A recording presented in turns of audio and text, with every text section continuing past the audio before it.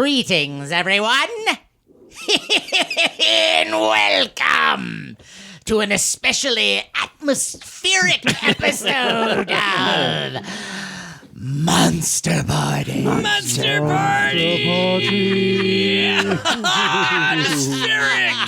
It's huge! It's wet.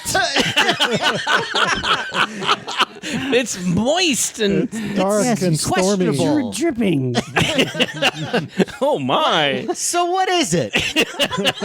Even we're not really sure. But you know what I do want to know is Go with it anyway. who are you, sir? I am Matt Weinhold. I am SHAWN Sheridan. I'm Larry STROTHE. And I'm James GONIS. And for this episode's topic, it was a topic that was suggested to us by our smooth young intern, Kevin Smith. Kevin Smith. Also a brilliant toy maker. Yes. And an avid listener. And an avid listener. A huge Godzilla fan. And he suggested this topic. And James, if you could share his description of what this is. He recently wrote in, have you guys considered having a best movies for a rainy day episode? Nope. I know we don't have very many rainy days out here in LA. Nope, none. But I know I always have my go-to sci-fi horror picks whenever I'm stuck inside due to the weather, as do many other genre fans I personally know. I'd love to hear what you guys would put down on a list for something like this, whether it be a childhood favorite or something more recent. I'm sure many other fans would be curious as well. Okay. Yeah. I think this is like the idea. First of all, we always hear from our listeners that they love, hearing about movies that they may not know about from us, from our shows. Yeah. A lot of people say they have like a list of, I've never heard of this one. And, they're always writing down titles from us. Yeah. And this is just like, this is an excuse just to list a bunch of movies that we like that we want to share with our listeners. But here's the hard part, because if we discuss movies that we have talked about a lot in the past, which I would definitely include on this list of rainy day movies, there's a lot of movies like, for example, I don't know, like War of the Gargantuas. We've talked about War of Gargantuas ad nauseum. so I'm not going to talk about that. I think it can be movies that it can be brand new titles we've never talked about.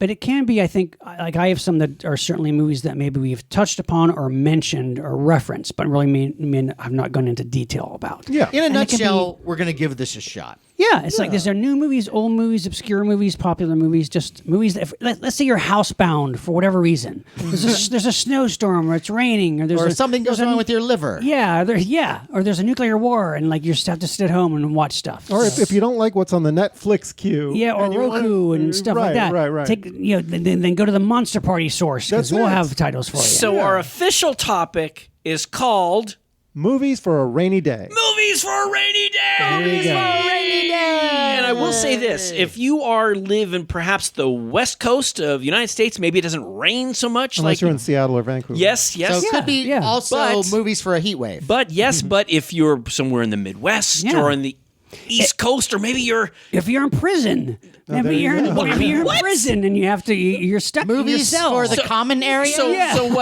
what? You're in prison and you get your own TV set? Well, maybe you have a. Are you in a federal an iPad prison or something? I You're don't in a know. federal Manafort. prison. Yeah. Oh, okay. You're stuck somewhere. You can't do any other activity, but you can watch movies. I think I get it. Yeah. Okay. Okay, so we've got some. So that's our time. show. That's it. That's it. I've got nothing. All right. I'm going to read off of James's list. You know what's here? I will say this. I know what you guys are thinking. Just Sean. You know what we're thinking? Because we've known each other for a while. I know that Sean's Mr. Wise Yoda guy. Wise Yoda, sure, yeah. And he's got this. I go to list him of for all the answers. Obscure movies. But I was thinking about this topic, like what James was saying. It's a long, rainy day. So let's say It's getting longer. You're stuck inside and it's raining and you just can't go. Maybe it's like a deluge, or maybe it's like there's a light hurricane or something. Hurricane. It's like really, really rainy and Yes. you're stuck inside. Stuck. What do you watch? James, why don't you start us off with your rainy day movie? Well, since we have so much time sitting inside in the rain, maybe a double feature would be a good idea. Oh. So I'm gonna start two shots for one. Yeah, Okay. because these are two movies made by the same studio, the same star, the same director, and the same composer in the same year. What? The studio was Toei Studios in Japan. The star was Sonny Chiba. Ooh. And the first movie is called Terror Beneath the Sea, Terror I know Beneath this the one. Sea. which used to play in syndication. I saw it many times on Saturday mornings when I was a kid. And it's about Sonny Chiba and an American actress. They play reporters. Peggy Neal is the American actress. From X from Outer Space. That's right. Yeah, I like her. And they play reporters who are investigating what they think might be some sea creatures that are actually being cultivated by a mad doctor. And this was 2 years before The Green Slime, and yet Toei was already integrating American actors and Japanese Yes. actors. Oh, okay. It's definitely B-movie. I have a lot of nostalgic love for it Oh, because yeah. I saw it when I was a kid. It's very energetic and colorful. And Yes. Like Green Slime, it's like colorful because It has that little bit of that vibe. Yeah. And it's a really interesting score by Shinsuke Kukichi. Of course. Which is, as soon as you hear it from when I was a kid, I'll remember it to my dying day, which is it's like you're in the depths. Oh, that one. Yeah. I never heard it. Well, the other movie in this double bill is actually a lot more fun. wait, it's That's more impossible. More fun Wait, than it's Terror more fun Beneath to the be to Sea? see. It's more fun than Terror Beneath the Sea. Okay, All right. well, I'm intrigued. Okay. It's called Golden Bat.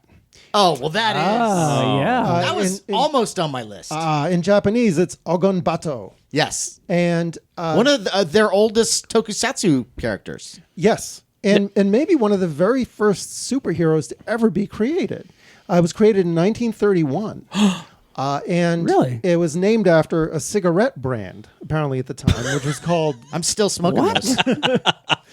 It was debuted as Kamishibai, which is these, Matt, you know very well, is illustrated storytelling where traveling storytellers would just show pictures. That's right. Yeah. They'd come to your town and they'd have a little yeah. screen that they would set up like an easel. And Yeah. they would set it up in the town, and they'd sell candy to the kids to get them to come to watch these things. And each week they would come to the town and present a new episode Yeah. of these adventures. And the character survived. It was made into a movie in 1950, and it was made again in 1966. And this one with Sonny Chiba.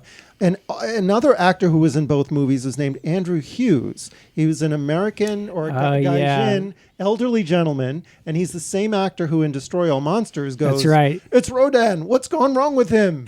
When Rodan's attacking the Kremlin or whatever. Right. What's gone wrong with Rodan? Yeah.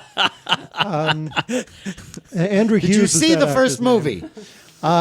Same composer did the music for Ogun Bat. And that one goes do-do-do-do-do-do instead of do-do-do-do-do. That actually has a kick-ass theme song. It's a fantastic theme song. Okay.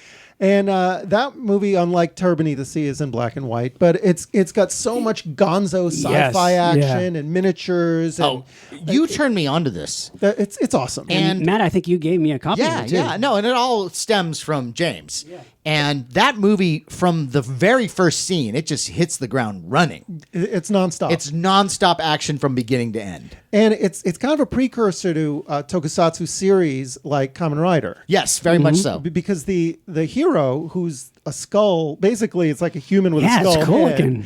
And this maniacal laugh. Yeah, which I won't try to do, but Oh, please do.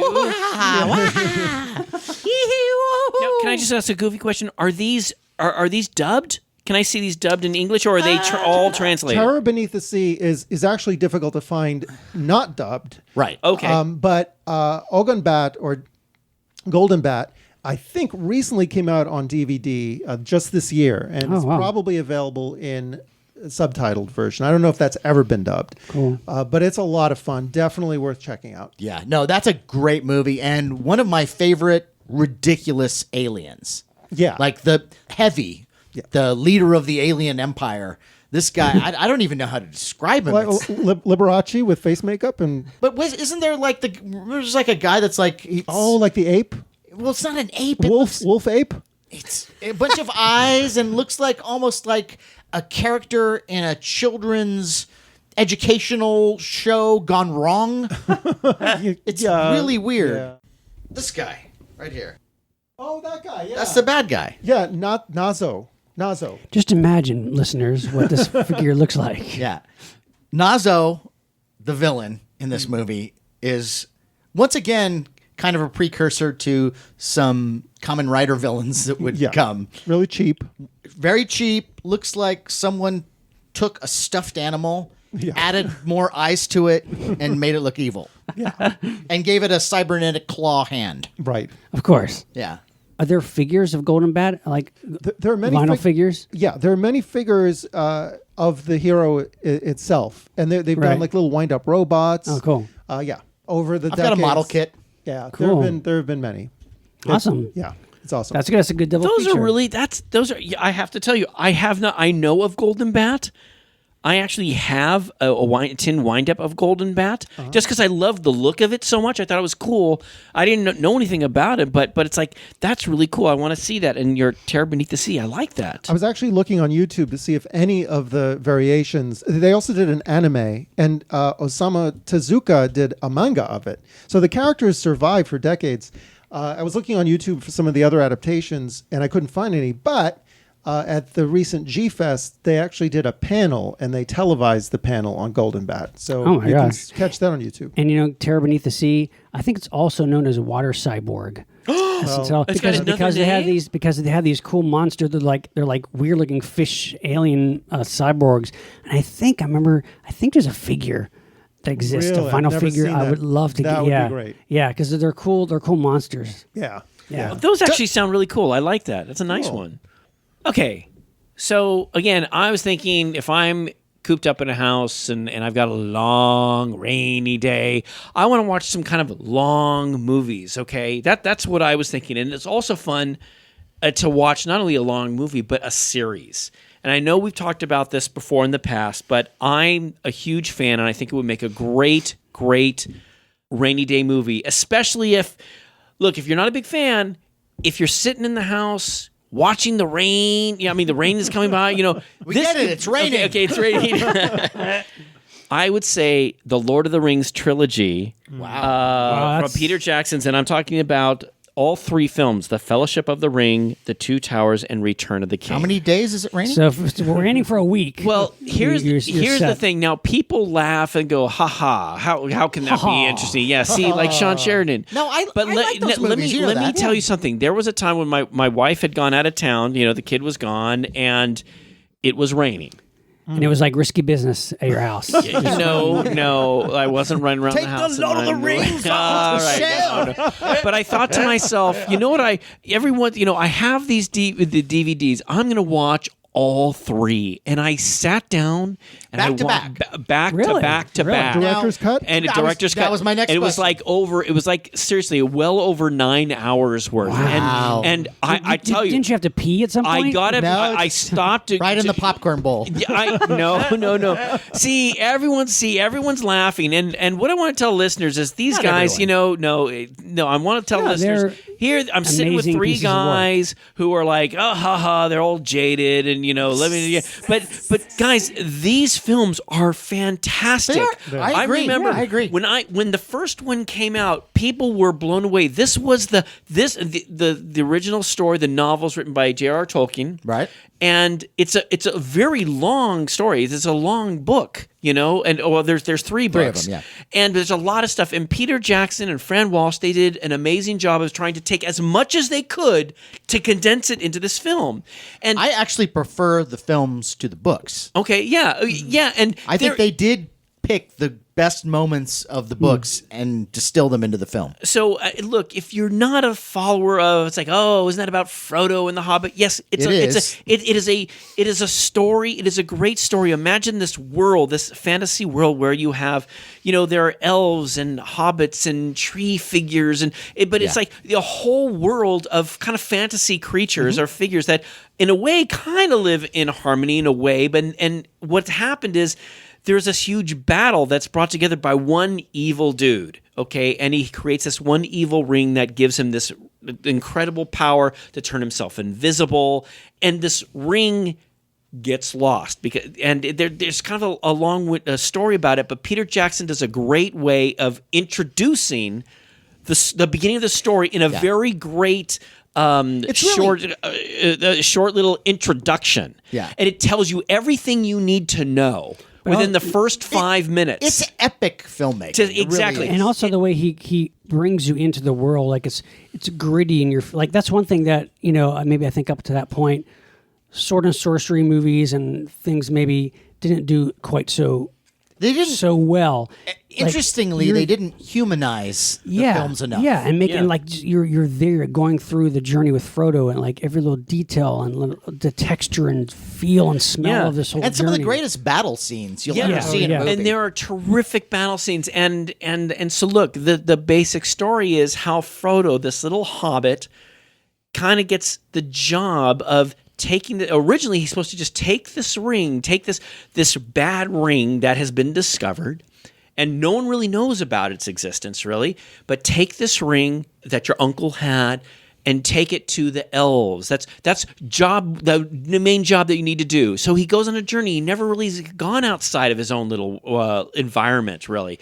Right. So he goes on this journey. He gets his friend Samwise goes with him because Gandalf the wizard says you must go. Road trip. And so So but once he makes this trip, he thinks, oh my gosh, this is incredible. But I'm exhausted, and now it's gone to the elves. But then what we learn is Frodo's journey doesn't end there. It's like this ring has to be taken even further, and it needs to be destroyed. And again, this ring has so much power and so much evil. And you have a group of people. You have a group from the elves, from the men, from the dwarves, and everyone gets together, all kind of arguing. And then you have this little hobbit that says, okay, look, I'll take this evil ring to this volcano miles and miles away to get it destroyed. So basically, all three films, it tells of this journey. Right. And he encounters all these incredible creatures. I'm not going to go into all the details, but Please don't. It is over 9. And I know listeners may sound like this is long. Again, it's a long rainy day, but it is unbelievable. The detail, the work, and just all the characters. It's just such a great, fantastic story you get caught up in. Yep. And the funny thing, what I love is the first film that came out, The Fellowship of the Ring, people were blown away with it. It was nominated for over 12 Academy Awards. It didn't win, but it was nominated. Then the second film came out, The Two Towers. My favorite one. Again, mine too. over 12 Academy Awards. And a lot of people felt that it should have won because the quality was so great. When Return of the King came out, which kind of tell it gets to the end, and Matt has said to me, well, it kind of has all these multiple endings. I don't mind it, but I think it was I think Jackson and team, they were kind of rewarded for this huge body of amazing work. The Oscar was for really all three films. Yeah. It's like, it's a great movie, maybe standing alone. You kind of need to know the first two. I think of it as a reward for all the great stuff that he's done, and I think it was well-deserved. Again, a long rainy day. I want to recommend the Lord of the Rings trilogy by Peter Jackson. Okay. Yeah. That's good. solid. That's like definitely a good rainy day. It's a long rainy day. When I bought the DVD of the entire thing, I thought, I'm going to have the flu one day and be in bed. Yeah. And that's pretty much the only time I'm going to have the time and the patience to just zone out for that long. Sure. Yeah. Right. But it's like people. I will say one funny thing about it, but only one. People joke about how long it is. Don't take that as necessarily a bad thing. No. If you got a great high quality product, a high quality film that's long. I mean, I'd love to get as much of it as I can. I really like the longer versions. Now, except for my problem with the end. I know. Last movie. Still, quality stuff. I will say something funny. My wife and I, we went to see the very first film in the movie theater, and we sat there, it ended, and then the credits rolled, and my wife and I, we were just so blown away, and we sat there while the credits rolled, and I don't know how long it was, maybe about 5 or 6 minutes or something like that, and we get up at the theater, we're like blown away. When you get the DVD, it has extra scenes that they kind of pulled out of the feature film that was shown to the public because, it made it like over 3 hours. But it's great stuff. If you put on the DVD and you watch it, when you get to the credits, when the credits came, I got up, I went out to the garage, I started to water the lawn and whatever. I was doing stuff for about like 20 minutes. I came back inside, the credits were still going. Because what they did is they put everybody in the credits. So I will say you can speed through the credits on the DVD if you want, but it's a lot of good music. If you want to cheat, sure. But yeah, that's right. But okay, Lord of the Rings trilogy by Peter Jackson. I like that. All right. Sean, you're back. All You're right. in the show I again. am. I'm back. And this is a movie that, Matt, I think maybe you had mentioned it to me in really? passing. I don't think it was on a podcast, but I think it was. I think you've seen this and you mentioned it to me. Okay. And I saw it. My wife and I sought this out, and I really liked it. It's from 2013. It's called Coherence. Oh. This is a cool, weird little movie, and it's kind of low budget movie. It's kind of shot mostly. It's not like found footage, but it's shot like on a lot of like handheld camera stuff. It's basically this group of like fairly well-to-do friends gather together for a dinner party one night. Yes. Yeah. And they're like, I think like three different couples. They're all friends and they have histories, and they gather on the night that there happens to be this comet passing over. Right. And the comet's supposed to be hearing the news that it's like kind of weird stuff going on with people are having weird reactions, and people's cell phones are like kind of cracking and going out, and they just don't think much about it, but they gather together for this dinner, and then strange stuff starts happening. The power goes out, they can't call anybody, and it's like really quiet in the neighborhood. It's kind of like a suburban neighborhood, and one of them ventures out to the streets to go to a nearby house, and he just leaves the group, and he comes back and he's all freaked out, like, what's going on? I was like, well, I went over to borrow a flashlight or borrow something. I looked in the window, I saw something. Like, what did you see? I saw us. Yeah. It's like another version of us in the house. Like, what are you talking about? And he like said, I left a note on the door, it's saying something. And then they're talking about this, what's going on? And then they get knocking the door on their door, and there's a note on the door. It's the same note. No. And it's like, what's going on? It's like, it seems like there's this comet somehow is causing some kind of strange effect where this is at night. It's like there's multiple versions of their house and themselves. Uh-huh. And like when they walk through the neighborhood, the lights are off. They seem to be passing through this like super completely dark patches. And when they come out on the other end, it's like another version of themselves, and they start getting mixed up. And then people coming back don't know, are you the same guy from our original group? Yeah. And it gets, I don't want to really spoil too much. Right. But it's very well acted. It's directed by James Ward Burkett, Emily Baldoni, Nicholas Brendan, Maury Sterling, Elizabeth Grayson, Hugo Armstrong. Really good ensemble cast of characters, and done just very realistically. It's very slow building. Like, what the fuck is going on? Like, you get reactions like we'd be reacting. And a movie like this, you could see the possibility of all of that getting muddy. Yeah, But yeah. it doesn't do that. No, it's very smart. Clear, and it's very smart, and it's And it keeps it all in this house and in the room, and the surrounding area, and with these group of actors. And like I said, it gets really weird and really cool, and like weird, like mirror images of themselves, but slightly different. And I don't want to spoil it, but it's definitely worth checking out. It's a kind of like little like homegrown, little kind of like small cast, small concept movie, but it's really engaging, really fascinating. I think that was Netflix, right? I think so. Yeah, I think that's where we were going through it, and I saw that title when I was reading the description. I said, that sounds familiar. I think maybe somebody told me about it, and definitely worth checking out. It's a good like sit at home kind of movie. Yeah, like that's whoa, that's a really good one. Freaky, kind of Twilight Zone-y, but not overacted, well done, and a pretty good, satisfying conclusion too. Another thing that movie shows you is how many great movies there are that are low budget films. Yeah. That are these wonderful little gems that have yet to be discovered. Yeah, They're and on really Netflix, original or and unique. Maybe you can find them on Amazon. But yeah, every time anyone says, "Oh, there's no good, thoughtful movies being made," or "There's Right. no good new horror," I always pull out a movie like this to show that there's a lot of really innovative stuff out there. You just got to find it. Exactly. Yeah, worth checking out for sure.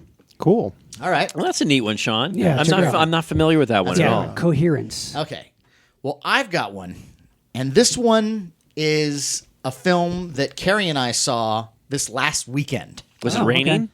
It might as well have been. It was, what we did is What? we just ran the shower for a very long time and just ran into it every once in a while. I see. Okay. But this is a movie, 2017, and I had heard about this movie, and there was a little bit of buzz about it, and I kind of forgot about it.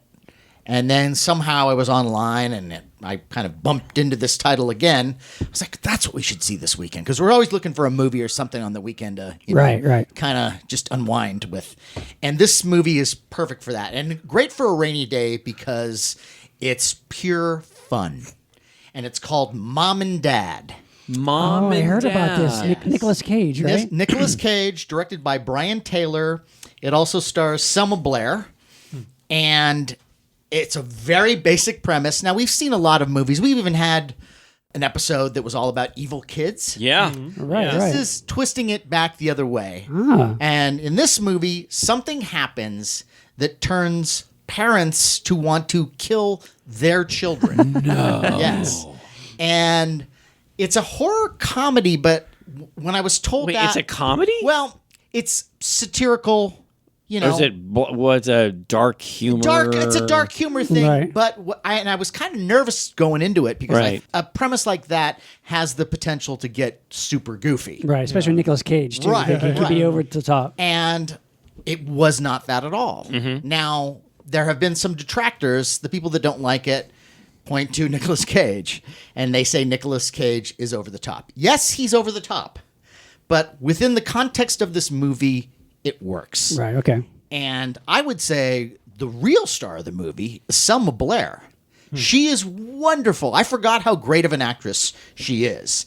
And she brings the reality, the humanity to this that sells everything else that happens in the film. And it's great because there's a scene where all of a sudden all the parents are coming to pick up their kids from school, but they're like an angry mob, and everyone's freaked out, and they're like, why are all these people? And it's like before the end of the school day, and so they're trying to get to their kids. And what's interesting is that the parents don't want to kill all kids; they only want to kill their kids. And so they go directly for their own kids when they're unleashed. Is it like some kind of like unexplained virus type of thing? You never Right. really know why. Okay, right. But it's neat because it plays up on the idea of like, look, you love your kids. Yeah. But every Sometimes once in you a wanna while, kill 'em. you want to kill them, you know? And there's I haven't got to that point yet. you get that angry that you have these Right. dark thoughts in your mind. You go Right. Jack Torrance on them. Exactly. Right. Exactly. Sometimes want to kill my co-host sometimes, but That's a whole nother movie. And we'll make that movie.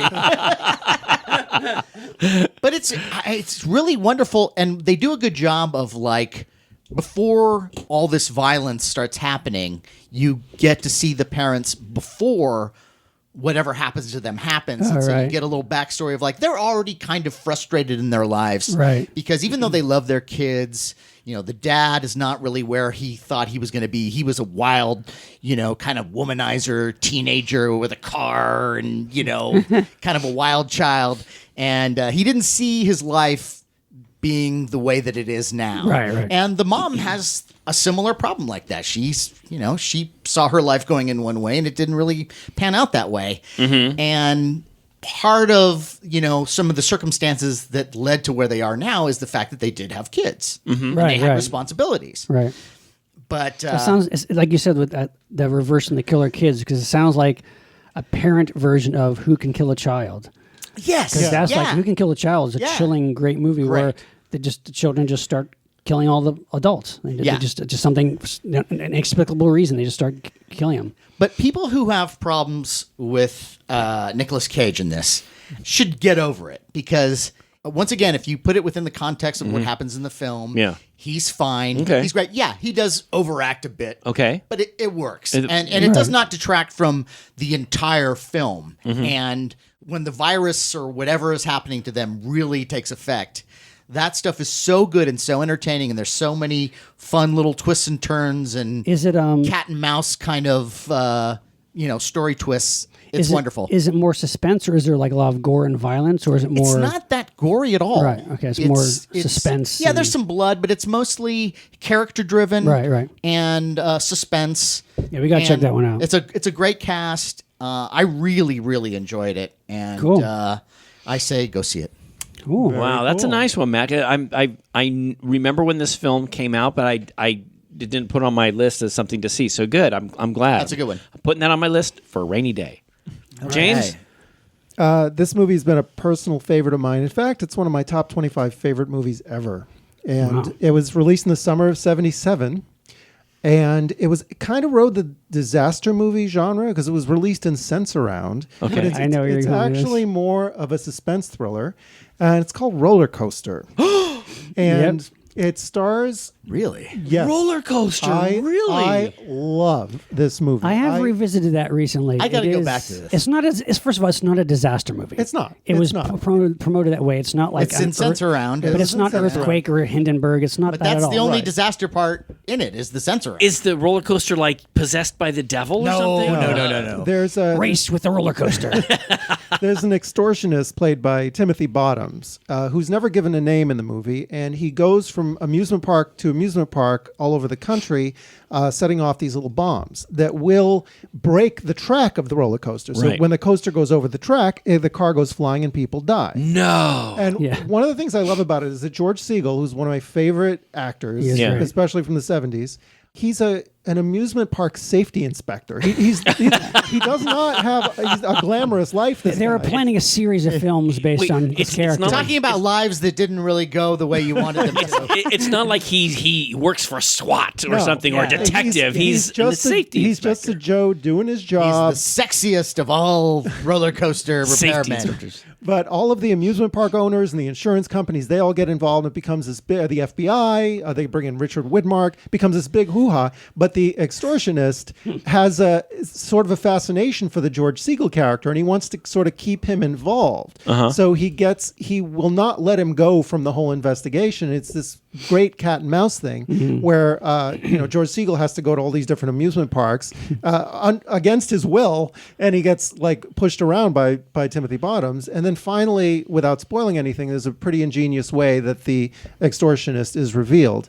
Yeah, it's more like a crime thriller. It's a crime but a thriller. great cast. Do though. they show? cast. Do they show a lot of roller coasters? There's roller coaster action. Yeah. The second really great makeout session that I ever had in my life was during that movie. Yeah. Really? No. Oh, wow. So the sense around for you Really really well. Keep doing that. Keep whatever you're doing. Keep doing it Censor Weinhold. in vibratoscope. But no, then we has Richard Widmark, Harry Gardino, Henry Fonda, Yeah. Susan Strasberg, Oh my Helen Hunt. gosh. Doesn't Sparks? Isn't the band Sparks, in here too? yeah. And Helen Hunt's first appearance, as is for Steve Guttenberg and Craig Wasson. He was in the Tower of Terror. Oh my Well, God! there you go. But it's a great Lalo Schifrin. Yes, that's what he's known for. and Robert Quarry has a small part. In Okay, it too. yeah, I think and, he's the Count mayor. Yorga. The mayor, yeah, Right. yeah. Count Yorga on the roller coaster. Mayor Yorga. No, and there's a great Lalo Schifrin score. And course. this movie's been around for a long Did time. it do well when it came out? I just have a personal love for, I know it it's- for yeah. all of these little reasons, and it was written by Richard Levinson and William Link, who created Columbo. really? That's right. Wow. And my that's part of gosh. why it's so love Columbo. it's so quirky and clever.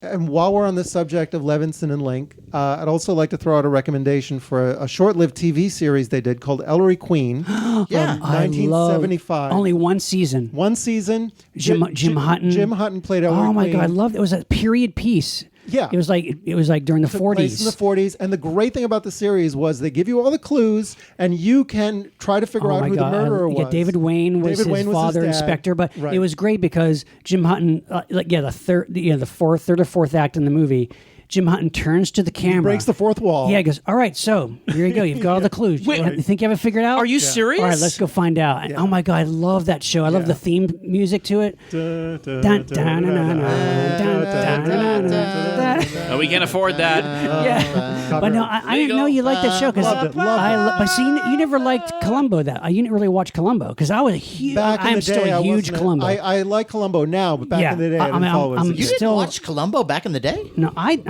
I'm I saying didn't. he didn't. I You didn't like Columbo? I just didn't follow it back in the day. Why did you hate Columbo? yeah, I was a sitcom kid. Don't Okay. forget. But no, I love Columbo, and then Early to bed, early to rise. But Ellery Queen was a great show, and Ellery Queen, they made several movies in the 40s, I think, too, based on the character because a radio show character Yeah, and That was stuff. a popular character. But that show, that TV show in the 70s was great, and I wish they and it had great guest cast. Roddy McDowell. Oh, all these, everybody, like who's Betty who. White to Yeah. everybody was in it. Like, Yeah. Wait, it was Roddy a great- McDowell's in Roller Coaster? No. Wow. Wait, when you check out, you really check out. Robert Quarry played Ellery Queen, and he fought vampires. All right. So the topic is great. sex and horror. No. That's great. That's a good one. I like that. I didn't know that you liked Roller Coaster I that much. love that movie. It's just a personal favorite. The funny thing is, I mean, from the poster, it looked like it was like an evil roller coaster possessed by hell, or like That jumping would have off. been also an interesting That's film. good too, though. No, but We should so- make that. but it's like completely different from what the poster was. Well, it's the kind of movie that until about you actually watch it, do you really sort of get it? There, that was a time when like a lot of movies were presented as disaster movies, which they really weren't, Right. because disaster films were really popular. And a movie Yeah. like that was The Medusa Touch. Yeah. With Richard Burton, which is like a kind of weird, crazy supernatural movie where he can see the future, but they kind of promoted it almost like a disaster movie, which it wasn't. On Golden Pod. An event in Censor Round. Can you survive the pond?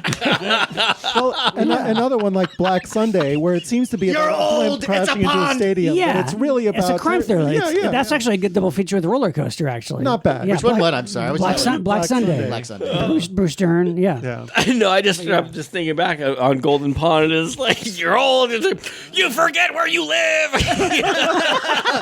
Try to find your way home. I'm sorry. It's not funny, but but not to distract from Roller Coaster. Well, I will revisit that one. I have to it's tell fun. you. I'm intrigued to check it out now. I'm glad. I hope you enjoy it. Yeah, it's fun. All right. All right. Well, Larry? okay. So you guys have been Merry-Go-Round. The movie. New Zoo Review. You know, Tilt-A-Whirl. you know what's it's funny is you bring up a merry-go-round that that it seems like it's not that scary, but there is a movie with a very scary merry-go-round. Wow, okay. And a TV show. A TV show? Ultra Q. Oh, yeah. I was thinking there was a Crazy. famous Hitchcock film with Strangers Oh, Yeah. yeah. Oh, that's Totally. great. yeah, That's but great. that's Go on. not what I'm going to talk about. Okay. What are you gonna You're talk to about? watch something on a rainy day. Okay. Okay. So, you've mentioned a very interesting film, disaster film, roller coaster if it's raining outside. But again, I'm looking at it as it's a long rainy day. Okay. So I recommended a series of films that's about, let's say, 9 hours worth of content, Yeah, okay? that's good. Well, I'm going to go a step even further. Oh, Let's say it's not only just a long rainy day, but it's a long rainy week. Oh, my gosh. Oh, shit. What can you watch that has kind of the same theme that is exciting to watch from beginning to end? Which has Berlin over Alexanderplatz is not a horror movie. 16 hours worth of content. This is going to be a franchise. It is a franchise, and I am talking about the beloved books that I love, written by J.K. Rowling, the whole Harry Potter series. Now, I know That would be, there are guys. Now, I want to recommend to listeners, you're all, it's like, oh, I know Harry Potter. Look, my good friend Matt, sitting across from the table here, has only seen maybe one or two of the films. He's like, I don't like magic. But it's like, That's it. You're right. You nailed it. Magic hater. Yeah, See, no, I fucking hate magic. But see, here's the thing about it. It's like one of the reasons why the whole Harry Potter series, written by J.K. Rowling, is Okay, we fantastic. know who she is. Hang on. This is my turn. Okay, all right. My turn. I let you it's talk. raining. You Yes, let you're me right. talk, All and it's right. raining. Okay, it's raining. So there were 7 books that she wrote. Yes. They were made into 8 films. Okay. Telling the story about this little boy who, when he turns 10, he gets this letter in the mail that basically says, you are a wizard and you get to go to this magical school. And why are you doing this? No, go ahead. Because nobody knows the story of Harry fucking Potter. Well, there may be some people who don't know about All right, go roller ahead. Go coaster. ahead. Well, so Go ahead. Go ahead. but getting I'm back sorry, to Harry I'm sorry, Potter, go ahead. what's great is the books are great. The movies are fun. What you might have an issue with is the Okay. director All of the first 2 was Christopher Columbus, who's best known for doing the Home Alone series. Yeah. look, you got a great cast, but it kind of, those first two movies, Matt, kind of have a little bit of that Home Alone feel to it, in the sense that there's kids, there's some cutesy-poo things. But what's great is, after Chris Columbus does the first two films, The Sorcerer's Stone, Harry Potter, Sorcerer's Stone, Harry Potter and the Chamber of Secrets, there's The Prisoner of Azkaban, which is directed by Alfonso Cuarón. The next one, Goblet of Fire, by Mike Newell. But then when you get to The Order of the Phoenix, The Half-Blood Prince, The Deathly Hallows, David Yates, who's this amazing director, what happens is these kids grow up, and the stuff that happens is not so cutesy-poo. There's some really intense stuff in this. It does get better. It does get better, and there's heartbreaking stuff. One of my favorites of the whole series is The Goblet of Fire, where there's this whole contest, how Harry gets thrown into this whole contest when he really wasn't supposed to. Which one is it? Which movie is this? This is Harry Potter and the Goblet of Fire. Which it's the contest. It's when there's. But which movie is this? This is number 4. Number 4. Okay. Number 4. And the thing about it is, there's supposed to be a student from these, one student from each of these schools that's supposed to compete in this thing.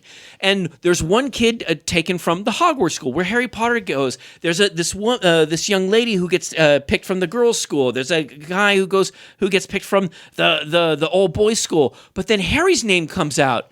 Harry's like a 4th contestant. And some of the kids think, oh, Harry did something. And it's always like Harry's fault. Harry did this. And he kind of gets picked on, and people don't like him because they think he's doing something. So he gets forced into this whole thing. But what's tragic is there's a death in this, which is really, really intense. And so all the funny, fluffy stuff of fluffy characters. Well, as the characters grew up, the stories and they got get more and more intense. There's this horrible wizard, which is responsible for giving Harry this little scar. He tried to kill Harry. Voldemort, Lord Voldemort. Yeah. He looks like a mole or something. Yeah, and eventually, listeners, we're going to do a Harry Potter episode. We're going to do one when I'm going to get these. I do have to catch up to see. I want to. Look, yeah. I don't dislike. I know. Look, I'm one of these guys. I read all the books. I had my wife did, my daughter did. We're all huge fans. There's so much great stuff in it, and what's interesting is I mean, as Harry grows, there's so much that you can learn, and there's this self-sacrifice and thinking of not thinking of yourself. There's so many great things to learn from it, but there's so much stuff that happens in this whole series from the first movie to the 8th movie. And you could really I'm going to have a whole Harry Potter day or 2 days. You're going to watch 16 hours worth of stuff. And it grabs you. I know that there are people that I've met people go, I don't like magic. I thought that was like you, but I like magic. But it's like, it's more than just magic. Once you get through the first 2 and 3, and then magic, okay, you just kind of accept it. There's all this intense stuff. Harry growing up, your first kiss, and getting, you have arguments with your friends. You know what that's like, right? When you think you're really close, you think you know someone. They should have started a podcast at Hogwarts. It would have made things a lot easier. But what I've loved is how. I will say Warner Brothers, J.K. Rowling had a lot of rules. When Warner Brothers took over the whole filming series, she said, look, I want British actors. I want this all to be taking place in the world that I created, the British people. And they've done a wonderful job. They've stayed true to it, and it's become so popular, it's extended to this whole magical creatures franchise. Right. They've done all these great They're rides. kind of going by the way of like the Star Wars franchise. They're branching out to subset films. But I will say, Sean, unlike the Star Wars franchise where people have been, I don't like that, this has actually made Harry Potter fans very enthusiastic and very happy. I guess they've been more consistent. With the quality of them. But look, again, I mean, there's so much to go into. I'm not going to go into everything, but again, if you're at home and you've got a long, rainy week or a long rainy day, to snuggle up with sit and watch, or like if you have, you got a new liver or something, and they're, after you're sewed up and you're sitting there with these IVs and you want to watch something for hours, the whole Harry Potter series. Larry, if you watch the movies but don't read the books, are you missing out on a lot? No. If you're asking me, is there stuff in the books that's not in the movie? I'm going to say, yeah. Yes, there is. There are some things that Harry Potter fans have debated about. Gee, I wish that was in there. But I think for the most part, I think they've done an amazing job. Again, Deathly Hallows, the last book, which is a really thick book. I mean, they made it into 2 movies, and David Yates did an amazing job trying to condense as much as he could. And there's you just don't know where this is going to go when it gets to these final two movies. Is it going to go down one road where it's, the evil Lord Voldemort is going to like triumph, or maybe he won't succeed, but we're going to lose some people, or is there going to be a success? And as you go and watch this movie, life isn't easy, or there's a lot of hard things that Harry has to go through. But I think it is a fantastic film, a series of films. And no, James, I think you can watch from beginning to end. I think if anything, it would encourage you. You're going to watch it and go, boy, this was great. Maybe I do want to read it. The books are great reads, but if you don't have time to read them, I can say watch the movies, and I think you will enjoy it. And I don't think you'll miss out. Cool. Oh, cool. Well, just like Lord of the Rings, I'm going to have to be like probably sick in bed with the flu to sit through all of them. But it is on my list. You know what? They are Here's my what queue. I'm going to come over. I'm going to come, and he's going to give you the flu. I'm so going you can sit and watch it. We're going to sit. We're going to actually. I got to get this guy first. I got to get Matt. We're going to tie him up, and we're going to. I do want to see Clockwork the ones. Orange. Yes, Yes. I do want to see the ones that I haven't seen because I didn't. Yeah, me too. I've seen- There was not one that I didn't enjoy. Yeah. They're not my favorites. I hear they understand. get better as they go along. Look, so. and I know there's no magical human centipede in it, and I get it, No, but it's like I'm a there's man of many tastes. Yes. Okay, so the Harry Potter series is my recommendation All right, for a there you rainy go. day. Okay, you got it. Sean? Cool. All right. Okay, this is a movie that I kind of revisited. At the time that it came out, I enjoyed it, but I don't know. It didn't really strike me, but I recently watched it again, and I like it a lot, actually, now. And I'm talking about from 1994, John Carpenter's In the Mouth of Madness. Oh. Okay. Sean, Have you seen this recently? No, Sean, Yes. Really? You're not a fan? Look, I like the movie, and I like what it's trying to do because there's definitely a nod to H.P. It's Lovecraft. a great concept. So Yeah. Sean, And I believe it starts off better than it ends. It's top heavy. I have not seen this, and Okay. I can't even tell you. I don't know what this is about. Yeah, Can you tell the premise is great. And the idea is that, first of all, the cast is great. Sam Neill, Julie Carmen, Jürgen Prochnow, David Warner, John Glover, Charlton Heston is in it. Heston is in it? Yeah, it's kind of crazy. The idea is that Sam Neill is this like insurance investigator, and there's this Stephen King like author named Sutter Kane, played by Jürgen Prochnow. Is that how you pronounce it? Prochnow? Don't ask me. Yeah. And he's like this writer who's a series of books, horror books that are, kind of Lovecraftian stories. And apparently his books are kind of driving his readers crazy, causing him to do violent acts. And he mysteriously disappears. And so Charlton Heston, who's the head of the publishing company, sends Sam Neill, along with Julie Carmen, who works for the company, out to kind of find Sutter Kane. And If you want the latest Sutter Kane book, you're going to have to pry it from my cold dead hand. yeah. And so Sam Neill figures out that he left a message kind of like on the covers of all his books of where he is in some New England town. And so they go out there, and it's going to investigate this town where everything is kind of weird and reality is not stable. And so he starts to think that the town and the characters and the people in this town are just part of Sutter Kane's story, like what is real or what is not. And, Sam Neill is very dubious about the whole thing, but then slowly things start happening. And what I like about it is that, it's really the only Carpenter film I can think of where he deals with the idea of, reality disintegrating. The Fog had ghosts, and, Big Trouble with Little China has, supernatural stuff, crazy stuff. But this is where reality is crumbling around you. You can't tell what's real and what's not real. Mm-hmm. I'm not saying it's one of his best movies. I do think it's his best film of the 90s, because at that point, I think a lot of his films weren't that good. Mm-hmm. And there's very Lovecraftian things going on, and he eventually confronts Sutter Kane and you're in my book too. I've written what you're doing right now, and the movie's bookended by Sam Neill's character in an insane asylum, Mm-hmm. and Very Lovecraftian. Yeah. But it's not it's got some cool creature effects, but not it's not a monster show the way The Thing is, for instance. The creature effects are fleeting and kind of out of the corner of your eye, but done pretty well. There's some really elaborate Lovecraftian and Cthulhu type creatures, and the cast is fun. Sam Neill's really good. I really enjoyed it. I mean, I kind of liked the way it ended. I saw the Blu-ray, it talks about different ways they ended it. the ending I thought was kind of fitting. I don't know. It grew on me. I really enjoyed it. See, that movie, I like how it starts. I like the initial premise. Mm-hmm. And then as we get more and more into the reality reshaping and, whether this is part of the book or not. Right. I got to a place where I felt it got muddy and I stopped caring. I just stopped caring about any of it. Interesting. Uh-huh. And even though, look, I'm a sucker for all that stuff. Yeah. I just felt that the narrative just got lost. Okay. Is there anything like blobulous creatures? There's some some cool monster effects. Like I said, it's not like out in your face the way like The Thing is, for instance, but there's some cool stuff. And I think Sam Neill's carries it pretty well. And like I said, I'm not saying it's Carpenter's best, but it's interesting to watch on a rainy day. Yeah, it is. And it's I really wanted to love that movie more than I did. Okay. Okay. If I can interject a personal note. You are Sutter Kane? It was written by a guy named Mike DeLuca. Right. Who was the producer on my Stephen King short film in college. No. We used to hang out.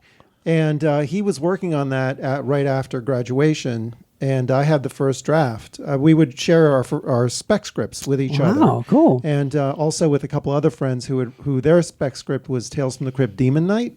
And that ended up getting produced. Yeah. Right. But Mike started interning at New Line. And then a few years later, we lost touch. But then I see Mouth of Madness comes out from New Line Cinema a few years later. Right. It's like, okay, that's cool.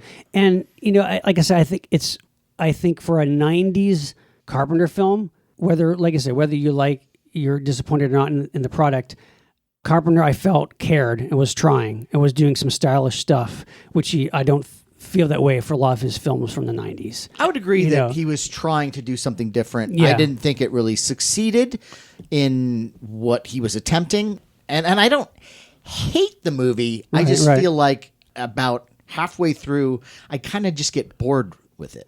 Okay. And so the name of this again is In the Mouth of Madness. In the Mouth of Madness. I think that previously he put out Prince of Darkness. Yeah. Prince of Darkness for me I didn't like because Prince of Darkness was just silly to me. Right. It was just plain silly. It's just ridiculous. I mean, and whereas this In the Mouth of Madness at least was taking things seriously. They were trying. It was a little more elaborate of a story. And that's why I liked it. And, later on, Carpenter did, the Village of the Damned remake and Ghosts from Mars. And it's just, those just were weak, whereas at least that's why I think In the Mouth of Madness was like A last so gasp. far the last decent try from Carpenter. And like I said, the whole idea of the reality shifting and the insanity aspect is something that he really never explored before. So that's why I liked it too. So I'm just saying I enjoyed it. I mean, it's maybe going with low expectations, but I had a good time with it. So if it's raining outside, you got some time to kill. It's like, The Mouth of Madness. I think there's rain John in the Carpenter. movie, so yeah. Whoa, slow down. So what the concept is, it's raining Yeah. and we're watching a movie? Right. Okay, So it's there you raining. go. I got it. All right. Thank you, Sean. Yep. I'm interested in this one. Yeah, I think it's worth Even checking though out. I understand where Matt's coming from. I'm not saying that your opinion doesn't mean anything. And I think because I do. I respect your opinion. But at the time the movie came appreciate out, that. and like I said, at the time that I saw it in the theater when it came out, I think I had the same reaction maybe that Matt has now. And it came out in this beautiful, gorgeous Shout Factory Blu-ray too. Right. So it's just seeing it again in that way.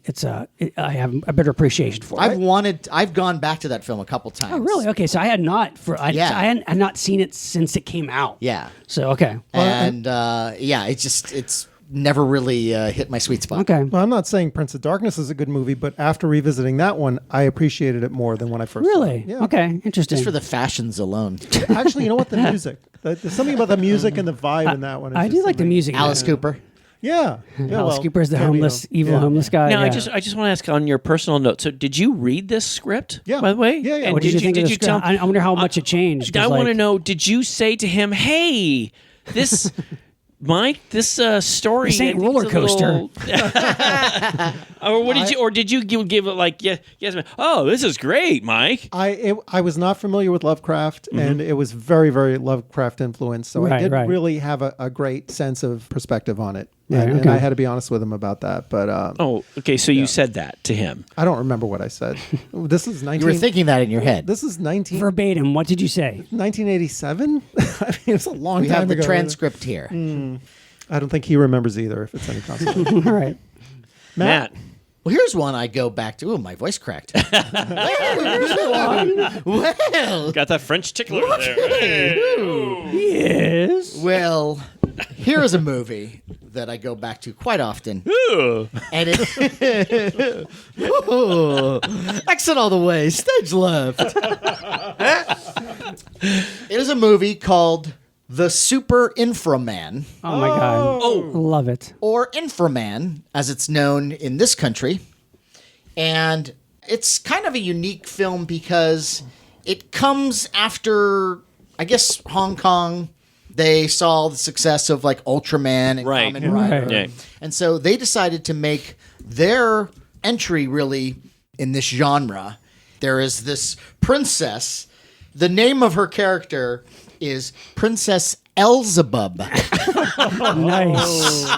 It's also translated sometimes as Princess Dragon Mom. Yeah, which Dragon Mom. I kind of like I love that, that. better. Oh, yeah. I like that. But she awakens after 10 million years to decide to conquer the Earth. And so there's the science headquarters, and they decide they're going to fight her by getting one of their agents to participate in this bionic operation, and they're going to change him into Inframan, which is very much like Kamen Rider, a cyborg. Yeah, He's yeah. like a bionic man. In fact, I believe even the tagline on the American poster was "The Man Beyond Bionics." Beyond Bionics. Yes. Oh, Matt, I think Yeah. I remember this poster. Yeah, yeah. Oh, Didn't poster's Basil great. Gogos, Basil Gogos who's did- known for doing famous monster It covers, really was Basil Gogos? did the poster. Oh my Beautiful poster. In gosh. fact, I had him sign my one sheet. Oh my gosh, that's Yes, awesome. yeah.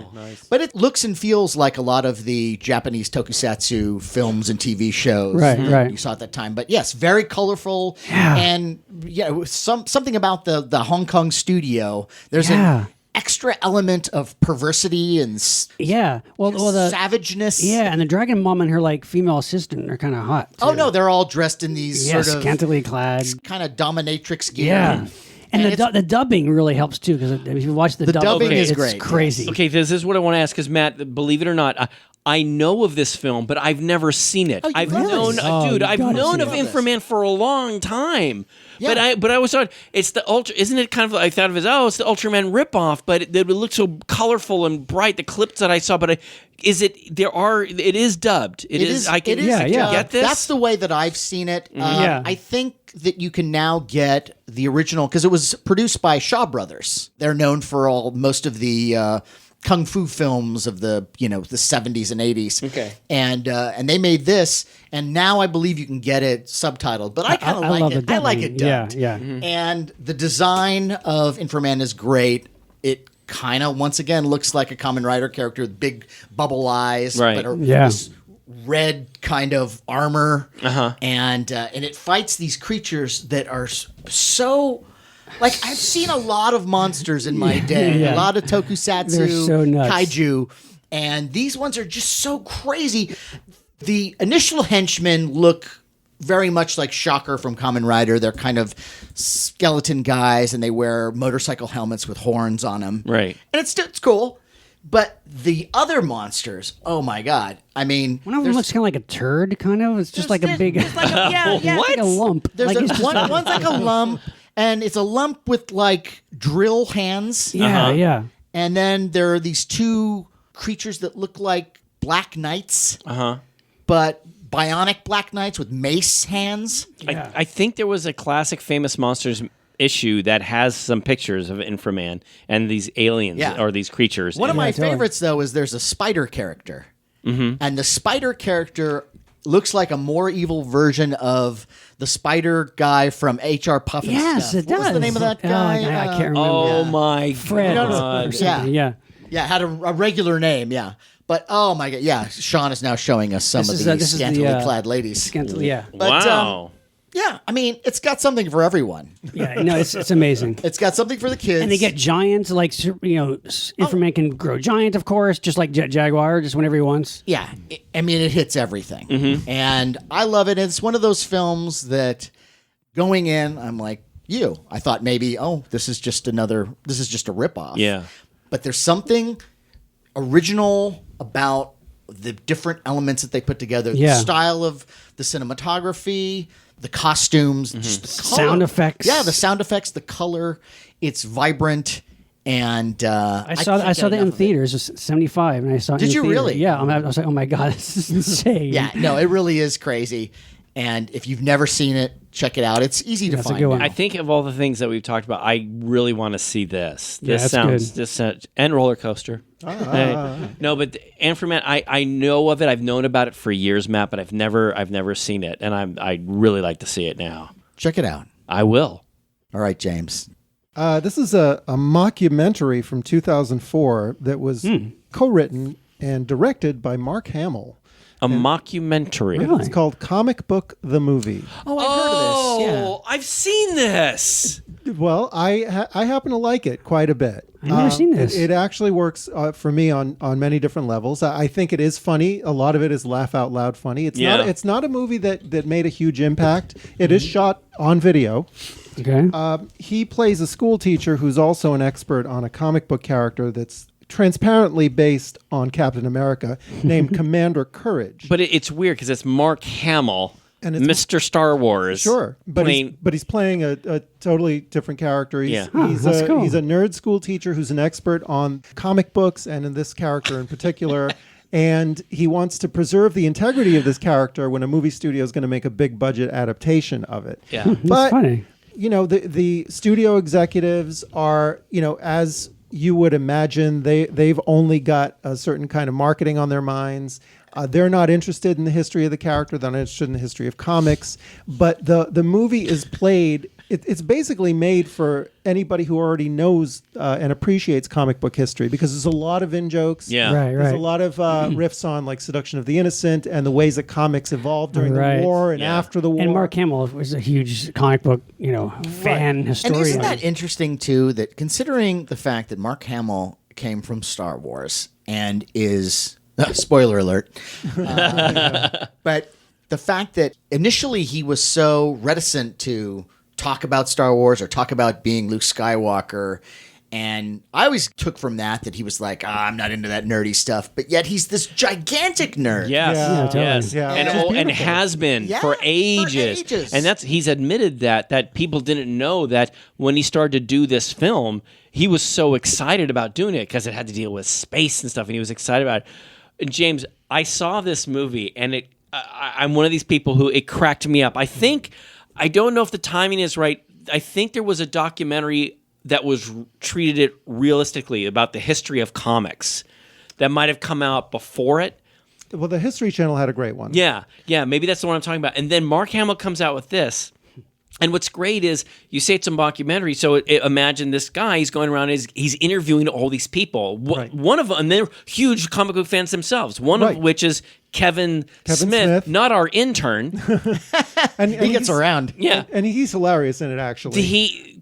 And Stan Lee and Hugh Hefner. Yes. And there's a lot Cool. of people who have these cameos, and some Star Wars actors who Yeah. he sort of walks by and it's like an in-joke. Most of it is shot at Comic-Con, during Comic-Con. Which Oh. blows me away. And that alone, I haven't seen this film, watching that is hilarious. And there's a moment where he meets Ray Harryhausen, and you're thinking for a second, this actually looks like it's a meeting between Hamill and Harryhausen. He's not really in character necessarily. Yeah, He might right. be a fly on the wall. But I recommend it. I enjoy it That's a lot. cool. I've and not it's- heard this. and I it's could check not it a out. movie that's you haven't really- seen this? No. No, I haven't seen it either. I will say there's some things, how I get irritated when people kind of lie, about certain things. That when he's talking to Kevin Smith, and Kevin Smith is a huge comic book fan. Yeah. And Kevin Smith doesn't like he wants to take the value of holding on to comic books, he wants to take that away. He says to Mark Hamill, do you know what I do? Do you know what I do? The covers, I rip them off. And when I watch this, I'm all, and Mark Hamill's all, oh, you do? And Kevin Smith goes, that's right, that's what I do. And at first you're looking at him going, are you fucking serious? No, he can't be serious. Only a rich guy would do that. Yeah, Right. yeah. Yeah, But really. it did make me good. I laugh. gotta There's a check it lot out. of stuff in there. I recommend it. Look, it's not Monty Python and the Holy Grail or something, but But Morgan Spurlock a couple years after that came out with Comic-Con Confidential, this documentary he did. Which, Yeah. That I've seen. That was well, great. it's got a lot of good things in it. But as a fan who loves going to Comic-Con and is interested in comics and history, Comic Book the movie was more entertaining for me Right, than right. the Morgan Spurlock documentary. Right. So I recommend it. Interesting. That's a fun one. And That's a I have fun not one. seen that one. So Oh, that's look, a good look pick. at this. These two guys haven't seen that. Very good Oh, pick. Okay. All right. Larry. Larry Stroth. As Well, I live and breathe. as you can tell,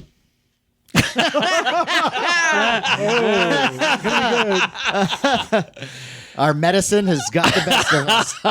I've been going with a theme here. You can see, you guys are like, here's a movie, here's a movie. I've been doing like a series. Long movies. Okay. Well, not so much long, but Series. Yeah, Series. a series. Yeah.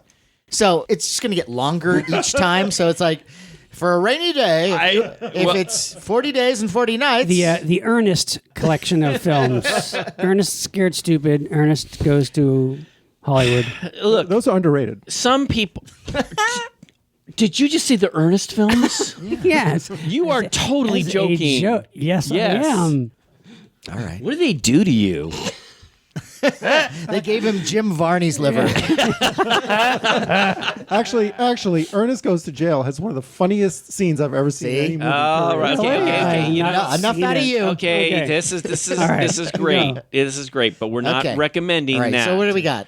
Look, I'm going to go a little classic. Here, Okay. okay. Okay. Fine. Now, people say, no, we've kind of talked about this, but I'm just going to say that Universal Studios a number of years ago came out with a monster series called Universal Studios The Legacy Collection, where they actually took all these Frankenstein films, all these Dracula films and Wolfman films, and put them all together on one set of DVDs. And if you wanted, because I'm going through this right now with my kid, we're going through the classic Universal.